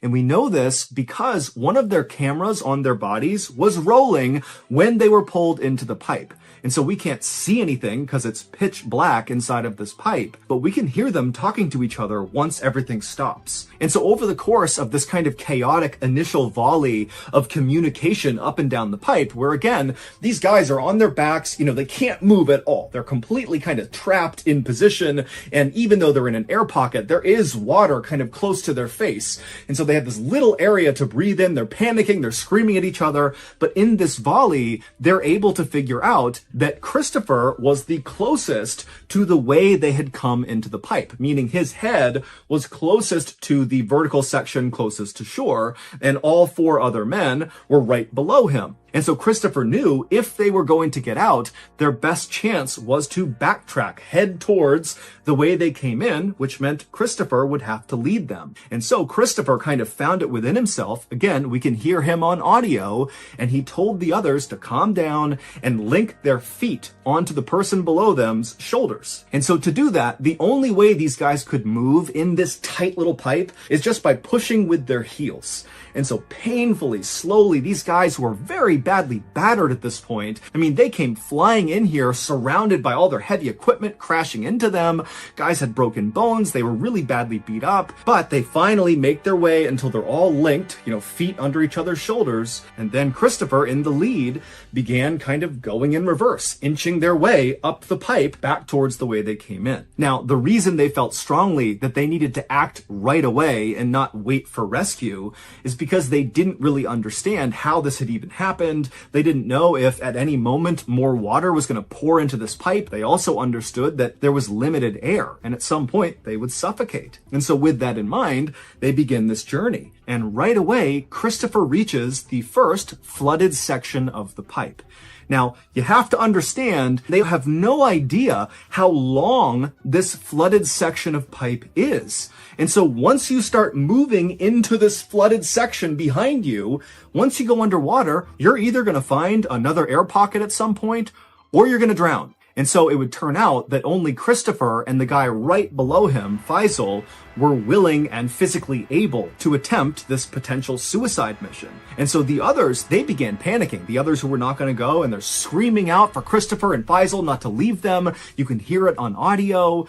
But Christopher and Faisal, they felt strongly that somebody has to go to the surface and get help. And so Christopher and Faisal, linked together, begin inching into this flooded section of pipe. Pitch black. They have no idea what's going to happen. They're slowly going under the water, and they just begin inching their way on a breath hold. And by some miracle, this first flooded section they entered into was not very long. And so both Christopher and Faisal were able to barely, coughing and gagging, get out the other side into yet another air pocket. And by an even bigger miracle, in that new air pocket, Christopher, above him, he managed to get one hand above his head. He felt scuba tanks, 2 of them. And he was able to take one of them and somehow force it past the side of his body down to Faisal. And so both men suddenly had an air tank. Now they had to kind of awkwardly pin the tank above their head. These tanks are not light. If you've not scuba dived, it's like pushing a pretty heavy weight. And they had the regulator, so the mouthpiece that actually gives you the air in their mouths, but they couldn't really hold the mouthpiece in place. It was this very awkward thing they were going to do, but this meant they could now enter much longer flooded sections of pipe and potentially make it out the other side. And so, with their air tanks on top of their heads and their mouthpieces in their mouth, gripping down as hard as they can with their teeth, they continued to inch along with their heels, and they entered into more and more of these flooded sections of pipe. As they're doing this, they know they have a scuba tank, but they have no idea how much air is in these tanks. They can't see the gauge. And so it's kind of the same thing as going in on a breath hold. You don't know when you're going to run out of air because you don't know how long these flooded sections are. So you can only imagine how terrifying this must have been. But they kept on going, and finally, after hours of this, that Christopher and Faisal are going through these terrifying stretches of, hoping they can hold on to that mouthpiece and hoping they got enough air. They get through these flooded sections, hit the next air pocket. After hours of doing that, they reach this air pocket where Faisal starts to kind of lose it. And he starts yelling to Christopher in the total dark to stop, but he didn't have a reason, and Christopher could kind of sense that, Faisal is starting to lose it and we're running out of time here. And Christopher, he can hear the other divers that they had left behind in the beginning screaming out all the way back down the pipe. And so Christopher, he stayed composed and he tried to get Faisal to calm down and come with him. But when it was clear he wasn't going to, he told Faisal that, hey, I'm going to keep going alone then. I'm going to get us help and I'll be back for you. And so Faisal, he was still panicking and he yelled at Christopher not to go any further, but Christopher knew he had to go. And so with the sound of his friends screaming out for him to stop, Christopher again cinched down with his teeth on the mouthpiece, continued to push this air tank above his head, and he inched his way closer and closer to the entrance of this pipe. And after reaching a very long underwater section where he knows he's running out of air, his tank hit the kink in the pipe where it went vertical again, which meant right above him was the exit. The habitat is right up there. And so Christopher was able to kind of turn and swim up this vertical section until he popped up. And it was again another air pocket, except the water level in this vertical section was not close enough to the exit of the pipe to actually pull himself out. It was like Christopher was stuck at the bottom of a well, like there's nothing he can do. But luckily there was a chain that was dangling down in arm's reach. And so Christopher grabbed the chain and just had to wait, having no idea if anybody was coming to get them. But eventually 2 rescue divers did get into the habitat and they reached down and they pulled Christopher out of the pipe and they saved him. And when they brought him up to the surface, Christopher saw that Perea Fuel had their emergency response team on site. The Trinidad and Tobago Coast Guard was there, and it's clear they're getting ready to do some sort of rescue operation. And so Christopher, who's totally traumatized, he's badly hurt, he still ran up to authorities and told them, all 4 of my colleagues are still alive. I heard them banging in the pipes. I know they're in air pockets. You gotta go back down. You gotta save them. But Ultimately, the authorities decided it was not safe to send rescuers down into this pipe. And so when Christopher found out they were not going to try to rescue his friends who are literally banging the pipe, he can hear them, he tried to jump back in the water to do it himself. And they stopped him. And then Christopher was rushed to the hospital where once he was admitted to the intensive care unit, he tried to check himself out to go back to the water to save his friends. But again, Christopher was stopped. For 2 whole days after Christopher was rescued from this pipe, his colleagues, the 4 other divers, remained trapped in the most claustrophobic, horrible situation imaginable, and they continued to bang on the pipe and make noises that could be heard on the surface, but nobody did anything.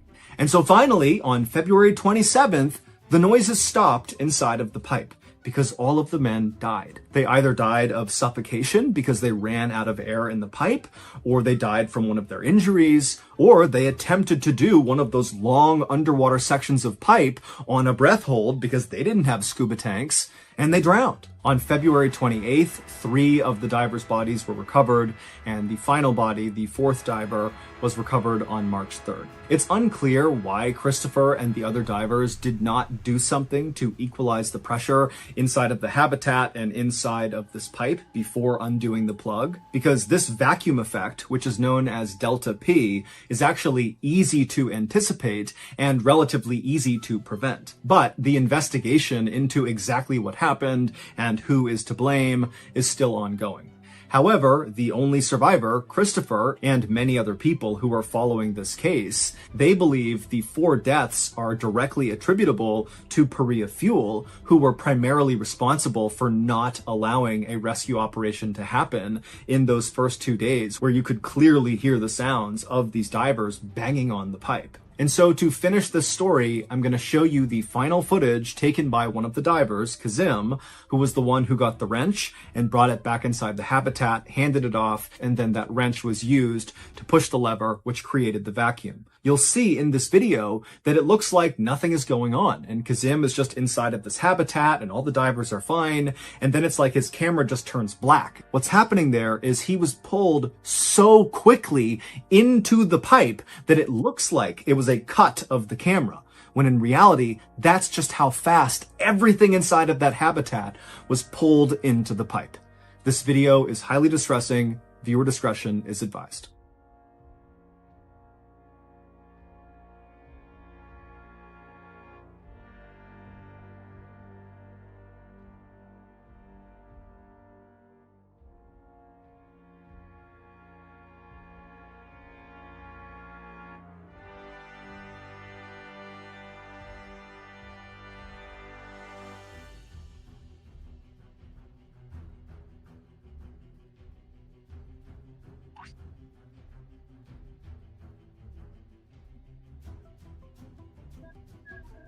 You get this, bravo!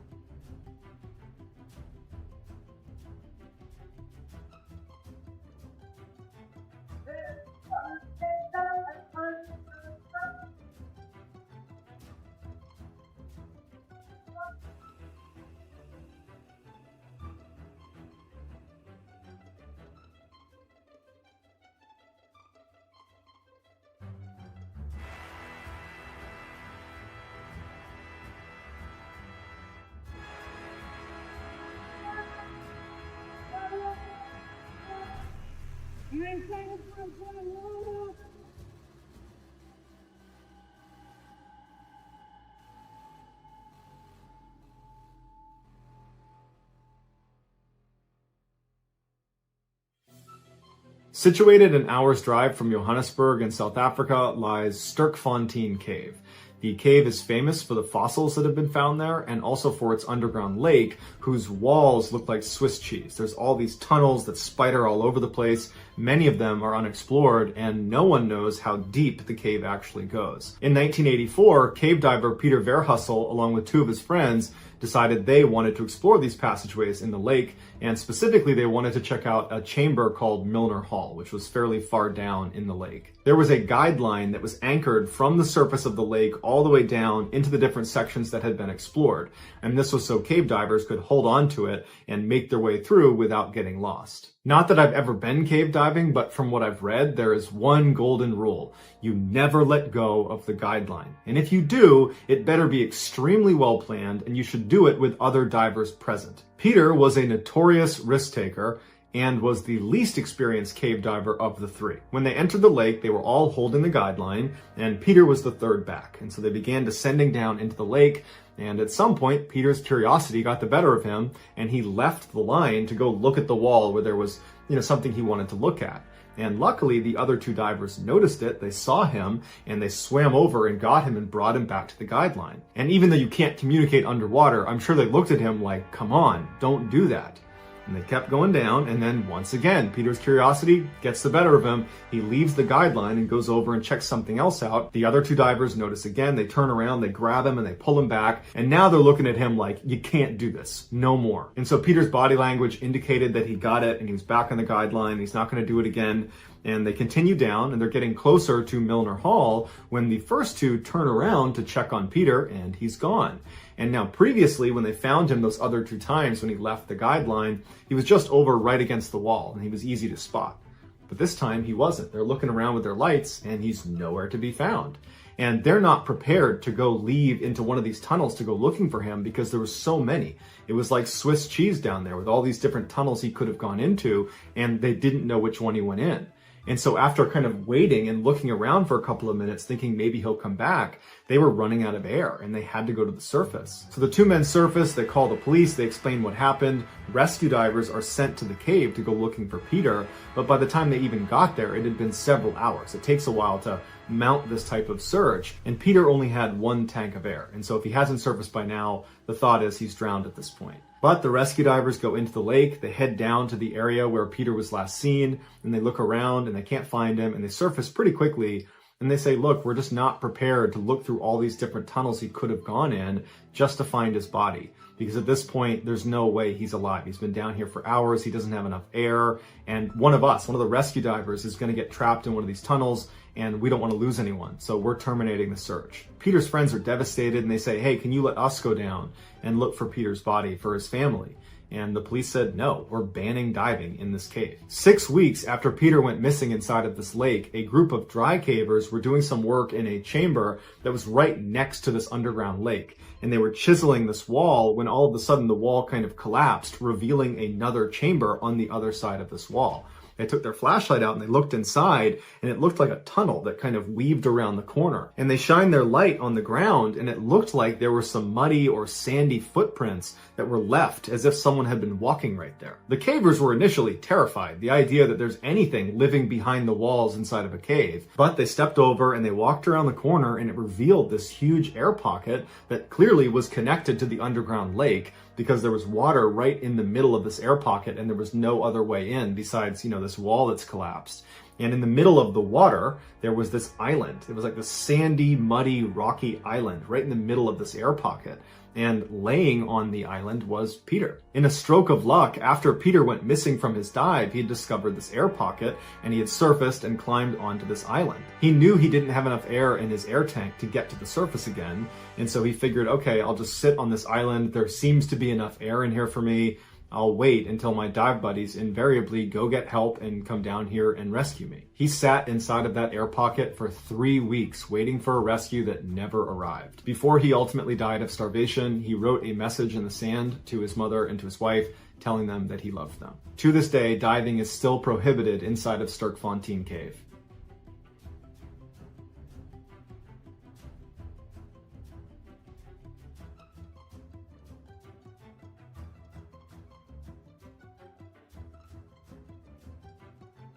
In 1938, a farmer in southeastern Australia decided to bring his horses to a watering hole on the other side of his large property.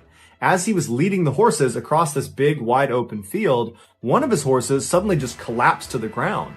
The farmer ran over to see what was going on, but as soon as he got over to it, the horse had stood back up again and seemed totally unhurt. The farmer was puzzled because he had no idea why the horse fell in the first place, and so he looked down to see if maybe it tripped on something, and he saw on the ground right beneath the horse was this small hole. And so he moved his horse out of the way, and then when he came back to look at this thing, he saw it was only maybe a foot across, but when he peered down into it, he saw it was very deep. And so he got down on his hands and knees to get a closer look, and when his eyes adjusted, he could not believe what he was seeing. 10 or 15 feet below the surface was this huge pool of clear water. The horse had just stepped into the roof of an underground cave. And so the farmer was really excited to see how big this cave was, and so he grabbed all his horses and he brought them back to the stable, and he got this long measuring rope with a weight at the end of it. So he runs back out to the hole, he puts the weight into the hole, and he begins paying out this rope. And so down it goes, 10 feet, 20 feet, 30 feet, it just keeps on going and going until finally the weight hits solid land at 120 feet. And so the farmer is like, wow, this is a huge cave. So he pulls it back up thinking that's the bottom, but in reality it wasn't. It actually extended down almost 300 additional feet. The farmer and his horse had just accidentally found one of the most beautiful and deadly freshwater caves in the world, called the Shaft. The reason it's called the Shaft is because the only way in or out of this underwater cave is through this hole in the middle of this field that this horse created, and it's literally a shaft that goes down 18 feet until it reaches the surface of this massive underground body of water. The opening to this shaft is so narrow that cave divers, they can't get into it with their gear on their backs. So they literally need to be lowered into this cave by themselves, and then their gear is lowered down after them, and they put it on while they're treading water. The solid ground that the farmer's weighted line had touched at 120 feet when he believed he had reached the bottom of the cave, what he had actually touched was the top of something called the rock pile. The rock pile is basically this huge underwater pyramid that looks like a rock pile that sits at the bottom in the middle of this huge underwater cave. And from the top of this rock pile, you can go down it in all different directions, but once you get to the bottom, there's only two tunnels to choose from.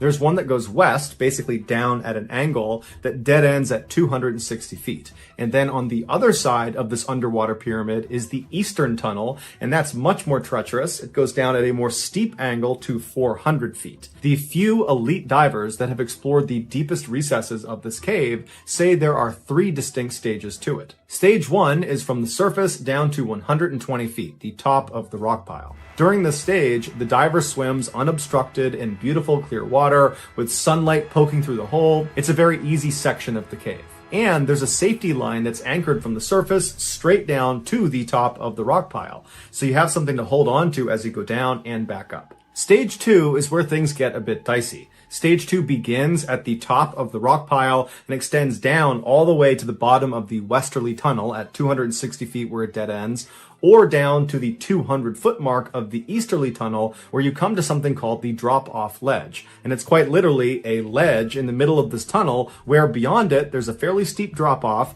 and it leads down to an area that's so treacherous it's got its own stage. Starting with stage 2 and then with stage 3, there is no safety line to guide you in the direction you need to go. So you're on your own as soon as you reach the top of the rock pile. And so you make your way down any direction you want down the rock pile until you reach either of these tunnels, and as soon as you go into them, you immediately start to lose visibility because the sunlight cannot penetrate all the way into these tunnels.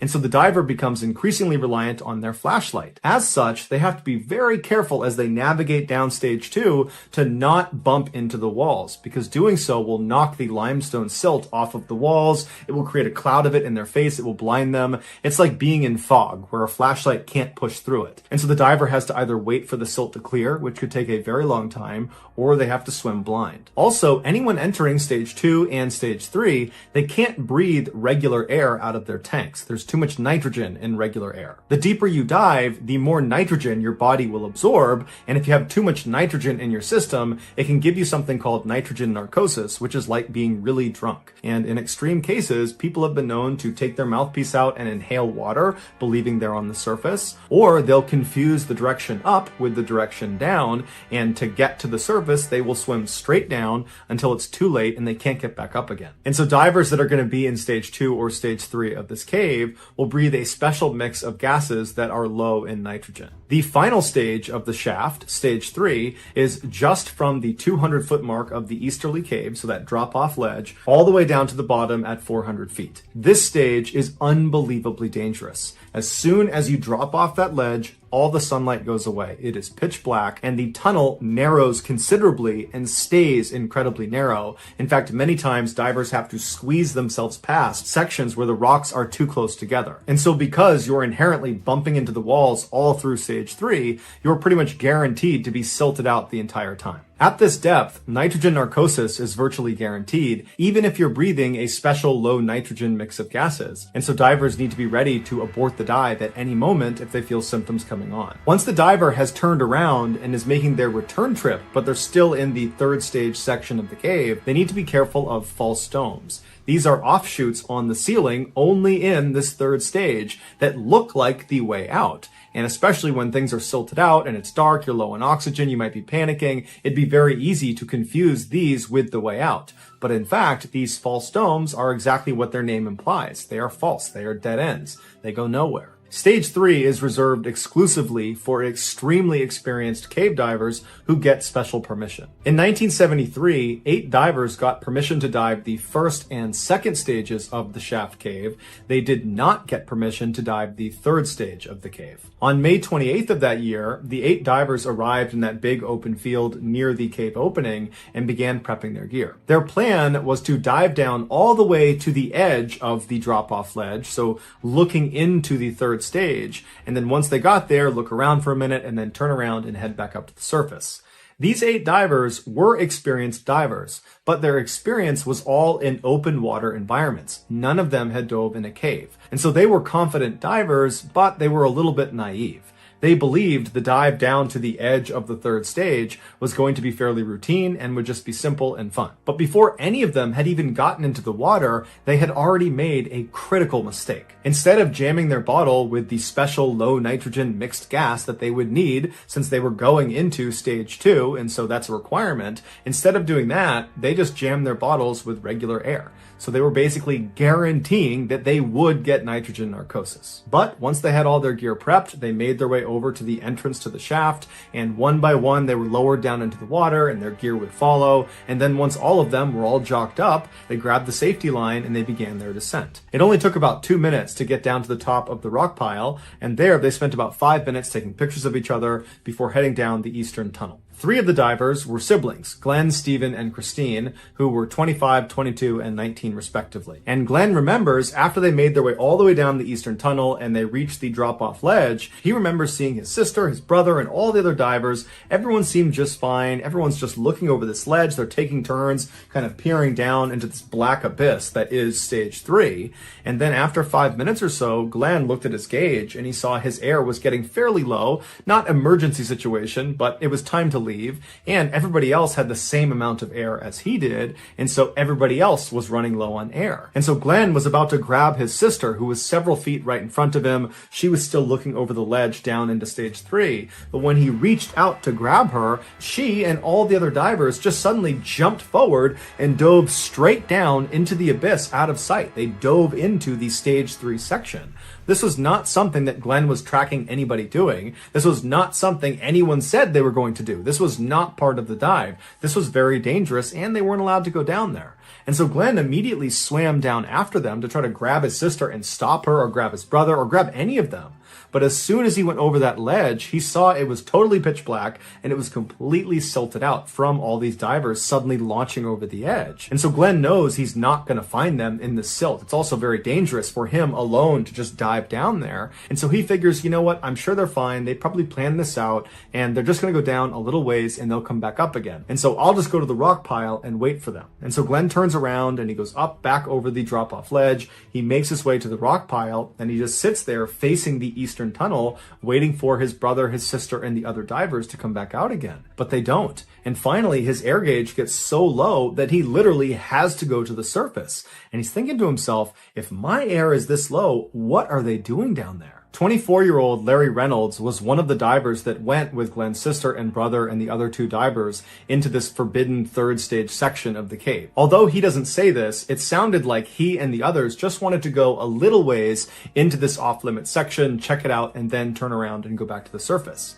And so Larry would say, as soon as they went over the ledge and they're in this 3rd stage, it went completely pitch black and the tunnel immediately constricted dramatically. And so as they're going down this very tight and pitch black tunnel, they reach a section that's so tight, they're down on their stomachs, literally pulling themselves through. And so after a few minutes of the group forcing themselves into this unbelievably dangerous place, it's like they all collectively realized, this is a terrible idea, we need to turn back. And so as they all began turning around, they realized their return trip just back up to the drop-off ledge, which was only maybe 25 feet, was completely silted out. And so Larry is in the back of this return trip line, and right in front of him is Christine. And so as soon as they all make their way into the silt, the only thing Larry can see with his flashlight is Christine's fins. And so he's staying right up on her and keeping his light on that fin to make sure he's going in the right direction. And so after only a few moments, Christine's fins just suddenly disappear. And so Larry's thinking, I don't know where she went, but I don't have enough time. I have almost no air. And so he just keeps on swimming, believing he's going the right way. And sure enough, he clears out of the silt and he goes up and back over the drop-off ledge, and he shines his light back up the eastern tunnel, back up towards the rock pile, expecting to see Christine and the other divers he was just with. But he's looking and there's no one there. There's no silt. It's totally clear. And there's not one diver in front of him. So he looks at his gauge again, and he's got a little bit of air, enough to maybe go down and make sure nobody is still down there. Because he's thinking, I don't think it's possible they could have swam all the way through this tunnel in this space of time. So he turns around, he goes back over the drop-off ledge, back into the silt, and as he's moving very slowly and cautiously, up ahead he sees flashlights moving around on the ceiling of the tunnel. And so he moves down towards this flashing light, and he realizes the light is coming from inside of a false dome right above him. And so he looks up, and he saw there was Christine and another man named Roberts, who was 28, frantically swimming around, shining their lights, looking for the way out, not realizing they're in this dead end. And so Larry was about to shine his light to get their attention when Larry's flashlight went out. And so now Larry is in complete darkness. He is completely silted out. He doesn't even know how much air he has left because he can't shine the light on it. And so he's starting to panic. He starts banging on his flashlight, and finally the light comes back on. And when it does, he shines it straight up again to try to shine it towards Christine and Roberts, but he had drifted farther down the tunnel. And so by the time he shined his light, he wasn't underneath the false dome. But when he shined his light in the other direction, he saw he was at the very far end of where the group had gone. And so farther down into stage 3 was clear. There was no silt. And so he shined his light down into the stage 3 tunnel. And way down the tunnel, barely visible, he sees there is one diver with his flashlight out swimming the wrong direction down into oblivion. His name was John, he was 20 years old, and he almost certainly had nitrogen narcosis. Larry knew he could not save him, and so Larry turned around and went back into the silt, back up in the direction of the rock pile, touching the ceiling, looking for that entrance into the false dome to try to help Christine and Roberts. But he's not finding it, and he's looking at his air gauge, and it's getting critically low, and he knows if he doesn't go soon, he's gonna die. And so at some point, after not finding the entrance to this false dome, he decides he just has to go out and save himself. And so he manages to get out of the silt. He goes up and over the drop-off ledge. He gets to the rock pile. He grabs the safety line, and he fins himself up to the surface. And when he gets to the surface, he looks around, and there's only 3 other divers up there, one of which is Glenn. And Glenn, he looks visibly panicked, and he yells to Larry, "Hey, have you seen my brother and my sister? Have you seen the others? Are they coming up after you?" And Larry looks at him and just shakes his head. He didn't know what to say. He knew they were gone. But for Glenn, this was his baby brother, his baby sister. He had to go back down. And so with the little bit of air he had left, he put his mouthpiece in,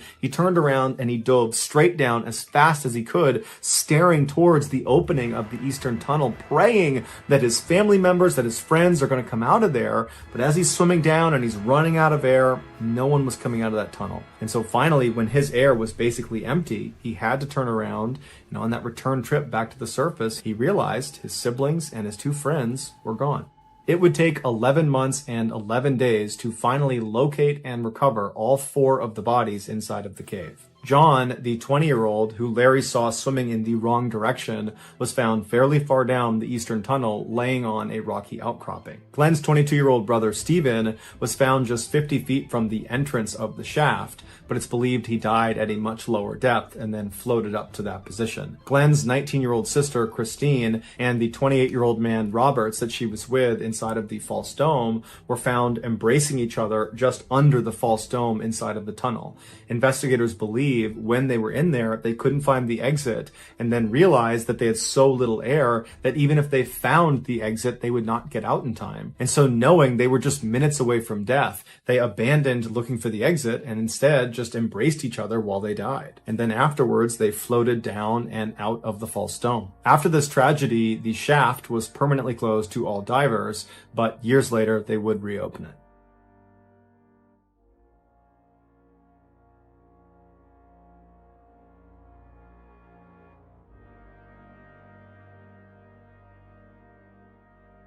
In case you haven't heard yet, our newest graphic novel, MrBallen Presents Where Nightmares Live, is available for pre-order right now. It contains another 9 heart-stopping, strange, dark, and mysterious stories, all based on real events.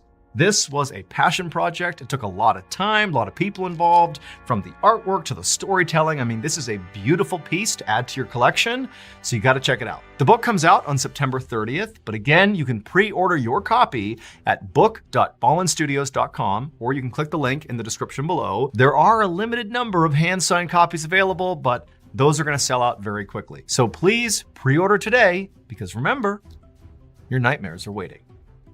Thank you so much for watching. Let me know what you thought of today's episode in the comments. And remember, we have hundreds of videos for you to binge right now. But if you're looking for a recommendation from me of that one video that's worth your time, well, it's this one right here. So give it a watch. All right, until next time, see ya.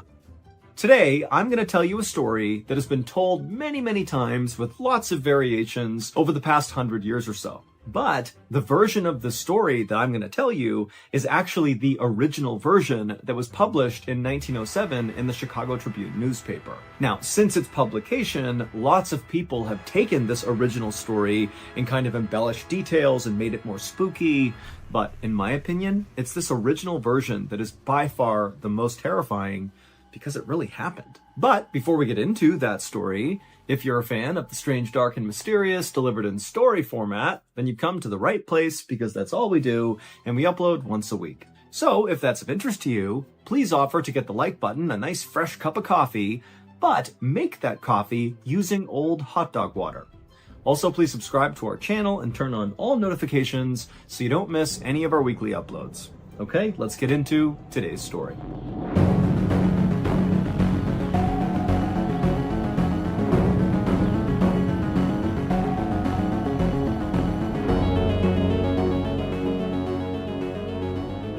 One evening, in the middle of March of 1907, a sailor named Nels Nelson stood at the bow of this big Russian steamboat called the Perrier, and he looked out over the Pacific Ocean with a very worried look on his face. The sun was starting to go down, and Nels was afraid of what the night might bring. About a month earlier, the Perrier, the boat that Nels was on, had left Hong Kong and begun its long journey to California, where Nels and the rest of the crew would offload all their hemp and machinery. And just that day, the Perrier had passed by Honolulu, Hawaii, which meant they were nearly to their final destination. Now, their long voyage thus far had been quiet, but now Nels just couldn't help feeling like their luck was about to run out.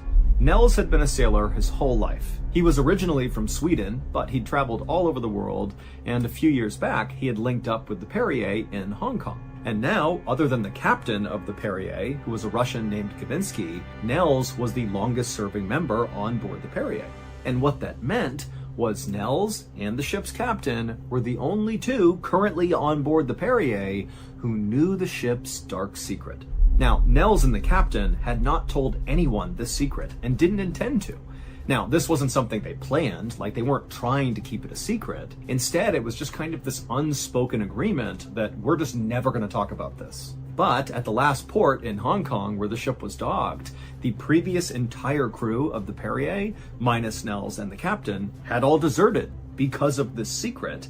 And so now Nels and the captain were left to kind of keep this information to themselves and go out and solicit a new crew to come on board the Perrier to go to California. But they did it without telling these people about this dark secret. And they'd managed to do it. Nels and the captain had found this kind of ragtag bunch of sailors to come with them on this journey, but as a result of recruiting basically anybody with a pulse who was willing to go on this voyage, the crew they ultimately recruited was kind of an untrustworthy, sketchy bunch. On this night, it was Nels's turn to stand watch, which means basically you would stay up and kind of patrol the boat and look out for problems or emergencies. It was just a way to make sure the crew was always safe, even when everybody was asleep.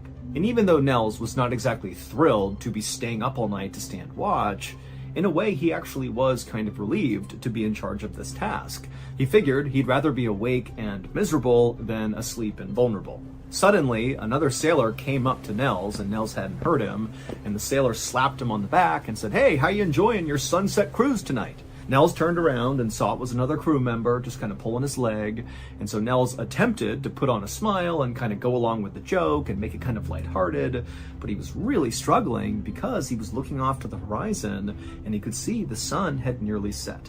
For the next couple of hours, Nels and this other sailor would stand by this railing in the cold night air, and they would just talk about, what they're going to do when they get to California, and, what they plan to do with their lives generally, and just kind of small talk, normal stuff. And, for a little while, Nels did forget about all this extreme anxiety he was having about nighttime. But at some point, as Nels and this other sailor were just chatting away, there was this warm breeze that kind of came across the deck of the ship. Now, remember, it had been very cold all night, and so this warm air really stood out. And the second Nels felt that warm air, he knew his worst fears were about to be realized. And so Nels was so scared about what was about to happen that he just kind of froze. He couldn't even turn and tell his partner what was happening. And his partner was totally oblivious because his partner had never been on the Perrier before and didn't know the ship's dark secret. And so this other sailor just kept on blabbering away, totally oblivious. But then, as Nels is frozen to the spot with fear, from down below in the ship, where the crew was all sleeping, they heard this loud, guttural scream, like one of the crew members was being tortured or something. And right away, the guy next to Nels, the other sailor who had been with him, he stopped talking, because now he knows there's a problem. He doesn't know what it is, but obviously something's wrong. Now, Nels was still frozen with fear because he knows what's happening. He knows what's gonna happen. And so he was just standing there, and the other sailor is like, "Nels, what's going on? We gotta go down there."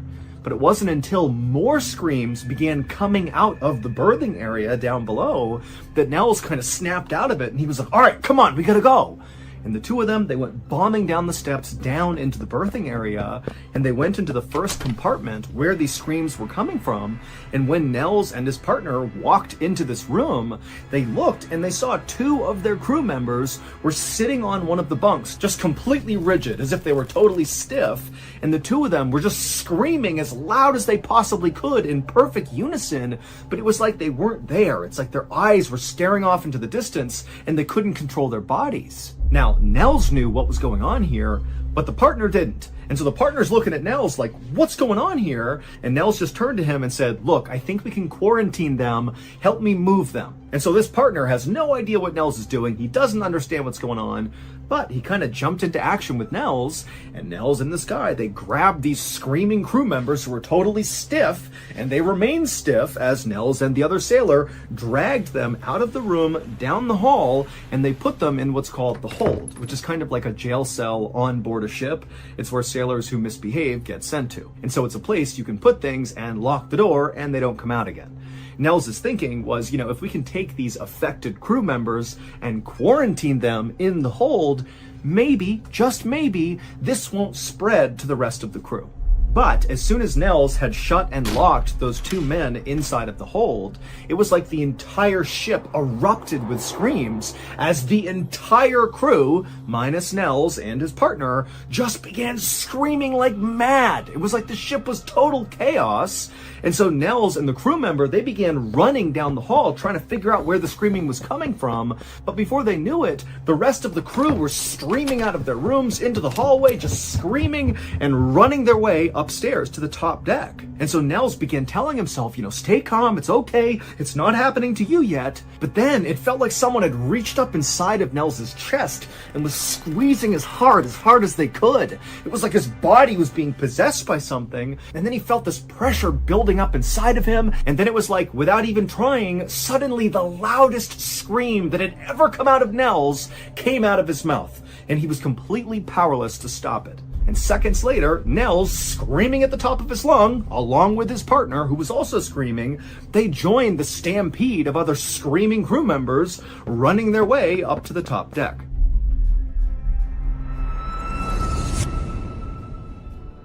Thank you to BetterHelp for sponsoring today's video. Something a lot of people don't know about me is that before I became MrBallen, my life was actually in shambles. Following my exit from the military in late 2017, I really struggled to assimilate back into society. I had spent nearly a decade in the military, and so to suddenly be a civilian again was kind of jarring and confusing. I felt like I had no purpose anymore. But instead of actually trying to solve this problem, I instead just bottled up my feelings, and in time it made me miserable, angry, and totally depressed. Luckily, my family was very aware of how much I was suffering, and eventually they encouraged me to seek out a therapist. And I did, and honestly, I think it saved my life, because before that, I was going down a very dark mental path. Look, therapy is not a one-size-fits-all solution, but it's a great starting point for anyone who's struggling right now and doesn't really know what to do. Also, the new year is a great time to finally make the jump and give therapy a try. And one of the most accessible therapy options is BetterHelp. BetterHelp is a highly reviewed online therapy platform, which means you can get the help you need right from the comfort of your own home. Get matched with a BetterHelp therapist after filling out a brief survey online. Then it's up to you how you speak to your therapist, whether it's through messaging, phone, or video calls. Also, you can switch therapists at any time at no additional cost. Go to our sponsor, BetterHelp.com/MrBallen for 10% off your first month of therapy with BetterHelp and get matched with a therapist who will listen and help. Okay, back to the story.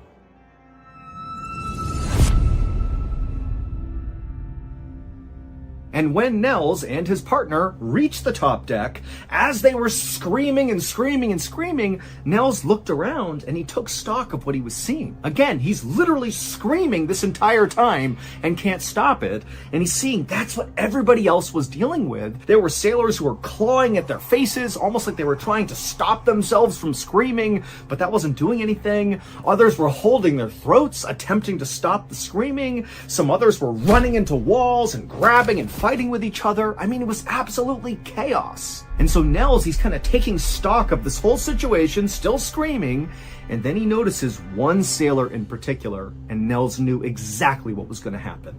That one sailor, who Nels did not know well, he was one of the sketchy crew members who were picked up in Hong Kong, he stopped screaming. And Nels could tell because there was this look of absolute calm over this sailor's face. And he was down on all fours, almost like an animal, right out in the middle of the top deck. And Nels, as he continued to scream, watched as this young, now very quiet sailor started to move across the deck like an animal. And as he did, he got faster and faster, like he was galloping on all fours, and he was headed straight for the railing of the ship. Now, Nels, in his conscious mind, he knew what was going to happen next, and he wanted to stop it, but just like he couldn't stop his own screaming, he was powerless to stop what was about to happen to this young man. And sure enough, Nels watched in horror as this galloping young sailor went full speed to the railing and then just leapt clear over it and splashed into the water below. And the second he hit the water, it was like everybody on the ship broke out of their trance. The screaming stopped, and it was eerily quiet. And one by one, each of the crew who had kind of broken out of their trance now began looking around, having no idea how they just wound up on the deck and what was even going on. And they looked at each other to try to figure out, like, do you know what just happened? But nobody knew. And then this very tense silence was broken when one of the crew members who had seen that young man gallop and leap over the side, this crew member, he yelled, "Hey, man overboard, someone jumped over." And it was like that was the thing that everybody was going to focus on. We're going to forget about this absolute craziness that just happened, and we're going to try to rescue this guy. But despite lowering down rowboats and paddling around for nearly an hour and yelling out for this guy and turning their ship around over and over again, they never found him. He never made a single noise, nothing. He just vanished into the night. And that was it. And so after about an hour of searching, the search was called off, and this sailor who had leapt over the edge was declared dead. And once he was declared dead, and the rest of the crew were all back on board the Perrier, standing on the top deck, looking around like, what just happened? Nels and the captain looked at each other and nodded, because they knew they would have to tell the crew what just happened. They would have to share this ship's dark secret. And so Nels and the captain told the crew the big secret, and the crew was obviously horrified, but considering they had just been through the entire experience, they weren't exactly surprised. They just hoped that, this night was the only night this craziness would happen. But the following night, the same thing happened. Everybody screamed, went crazy, ran up to the deck, somebody leapt overboard. The next night, same thing happened as well. The next night, so 4 nights in a row of this, the captain just could not take it anymore, and when he heard that first scream echo through the ship, the captain grabbed a pistol, put it to his head, and fired. In early April, the Perrier finally reached San Francisco, California, where the crew was supposed to offload their hemp and machinery. By this point, one of the sailors, whose name was Padaman, had assumed command of the ship, but by this point, the crew were very close to mutiny. They did not want to be on the ship anymore. They didn't care who was in charge. And in fact, once the Perrier got even just within sight of land, there were 9 sailors still on board the Perrier who stole one of the rowboats, lowered it down to the water, and just paddled to land to get away from the Perrier as fast as they could. They didn't even ask to be paid. They just wanted to get away. Nels and the few remaining crew members on board the Perrier docked it in San Francisco, California. They unloaded the hemp, and then the crew actually got back on the Perrier and set sail again and sailed to Santa Monica, California, which was not a very far distance, where they would offload the machinery, so the rest of their haul. And actually on the morning that they were supposed to actually dock in Santa Monica, the crew's cook leapt overboard to his death at 2 a.m., and the crew barely reacted, because by this point, this was just commonplace on board the Perrier, people going crazy and jumping over to their deaths. And so once the Perrier was docked in Santa Monica and all the cargo was offloaded, Nels and the rest of the crew just left it there. They totally abandoned it and just left. And the Perrier would remain totally abandoned in this dock in Santa Monica until a reporter from the Chicago Tribune newspaper found out about what had happened on board the ship and the fact that now it was totally abandoned, which seems so creepy, and he decided to dig into this, and ultimately he published the story that I'm telling you right now. Here is the Perrier's dark secret that both Nels and Captain Gavinsky knew all too well. 3.5 years earlier, on a night in the fall of 1903, the Perrier docked in what was then called Bombay, but what is now known as Mumbai, India. And on this particular night, some of the crew members of the Perrier decided they wanted to leave the boat and go have some fun. So a few sailors and an officer hopped on one of the rowboats on board the Perrier, they lowered it down to the water, and they paddled to shore. And apparently, this group of guys had a great time on shore, but at some point, the officer apparently killed a guy on land. Who knows what it was about? Nobody knows. The reporter from the Chicago Tribune couldn't figure it out. But the rumor goes the officer killed someone, and when they came back to the ship that night, the officer was bragging about killing this person and even making jokes about it. Now, we don't know if this story actually happened, and we also don't really know if this is the seminal event that prompted what would become the dark secret of the Perrier. But very shortly after that officer had killed someone, the Perrier had left Mumbai and they were out at sea and it was very cold. But then suddenly the crew remembered this warm air wafting over the boat, and then screams rang out from inside as the crew began going totally crazy. This was the first appearance of the Perrier's dark secret, which sailors on board the Perrier actually just referred to as the Thing. Nobody ever saw the thing, or felt the thing, or heard the thing. The only thing they experienced before all hell broke loose is a warm breeze would come across the ship, and then seconds later it was absolute pandemonium until one of the crew members died. And usually it was like the thing inhabited one of the sailors, like that young man who ran like an animal and leapt over the edge. And this thing would basically inhabit these sailors and cause them to take their own lives. Over the next few years, more crews would join the Perrier and go out to sea, and over and over and over again, this thing, the dark secret, would take over and many of the crew would end up dying. And so by the time the crew had come to port, the crew would totally mutiny and disappear. Nobody wanted to be anywhere near this ship. That was why Nels and Captain Gavinsky were the longest serving members on board the Perrier, because they were the only ones who were willing to come back. All told, the thing, or the dark secret of the Perrier, claimed the lives of 23 sailors. 20 of them, after screaming like maniacs, suddenly just went quiet and leapt over the railing into the ocean and drowned, and the 3 others that passed away were the ship's captains, who all killed themselves. After the Perrier was abandoned in Santa Monica, California, it's unclear what actually happened to it, but we know it never sailed commercially again.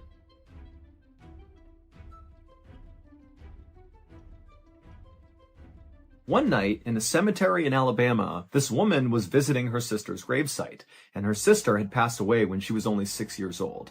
And so this woman had really never gotten over that. And so as she's sitting by the gravesite, she begins to hear what sounds like kids laughing and playing and singing songs. But it's the middle of the night and she's in a cemetery, and so she was very confused by this, and so she decided to go investigate. So she got up and began walking through the cemetery towards the sound of these voices, and sure enough, on the other side of the cemetery was a kid's playground, and it was full of kids playing and singing and laughing. And this woman is like, what are these kids doing here? It's the middle of the night. But before she could figure out what was even going on, she heard a scream behind her. She turned around and saw nothing. But then when she turned back around, all the kids were gone. And so this woman is totally horrified. She fled the cemetery. And then that night, when she was laying in bed, kind of going over what happened, at the foot of her bed, she thinks she sees something moving. And so she looks down her bed, and slowly the head of a child appears at the foot of her bed and stares directly at her. To hear what happens next and hear the rest of this terrifying story, you gotta go check out the latest episode of Ballen Studios' new amazing podcast called Run Fool, hosted by Rodney Barnes, and that episode is called Dead Children's Playground. You can find Run Fool on any podcast platform anywhere, it's free, and new episodes of Run Fool drop every single Tuesday. So go wherever you find your podcasts, look up Run Fool, and check out Dead Children's Playground. So that's going to do it. If you enjoyed today's story, be sure to check out our podcast called the MrBallen Podcast, where we have hundreds of stories, a lot like this one, but many of them are only available on the podcast. Again, it's called the MrBallen Podcast, and it's available on Amazon Music.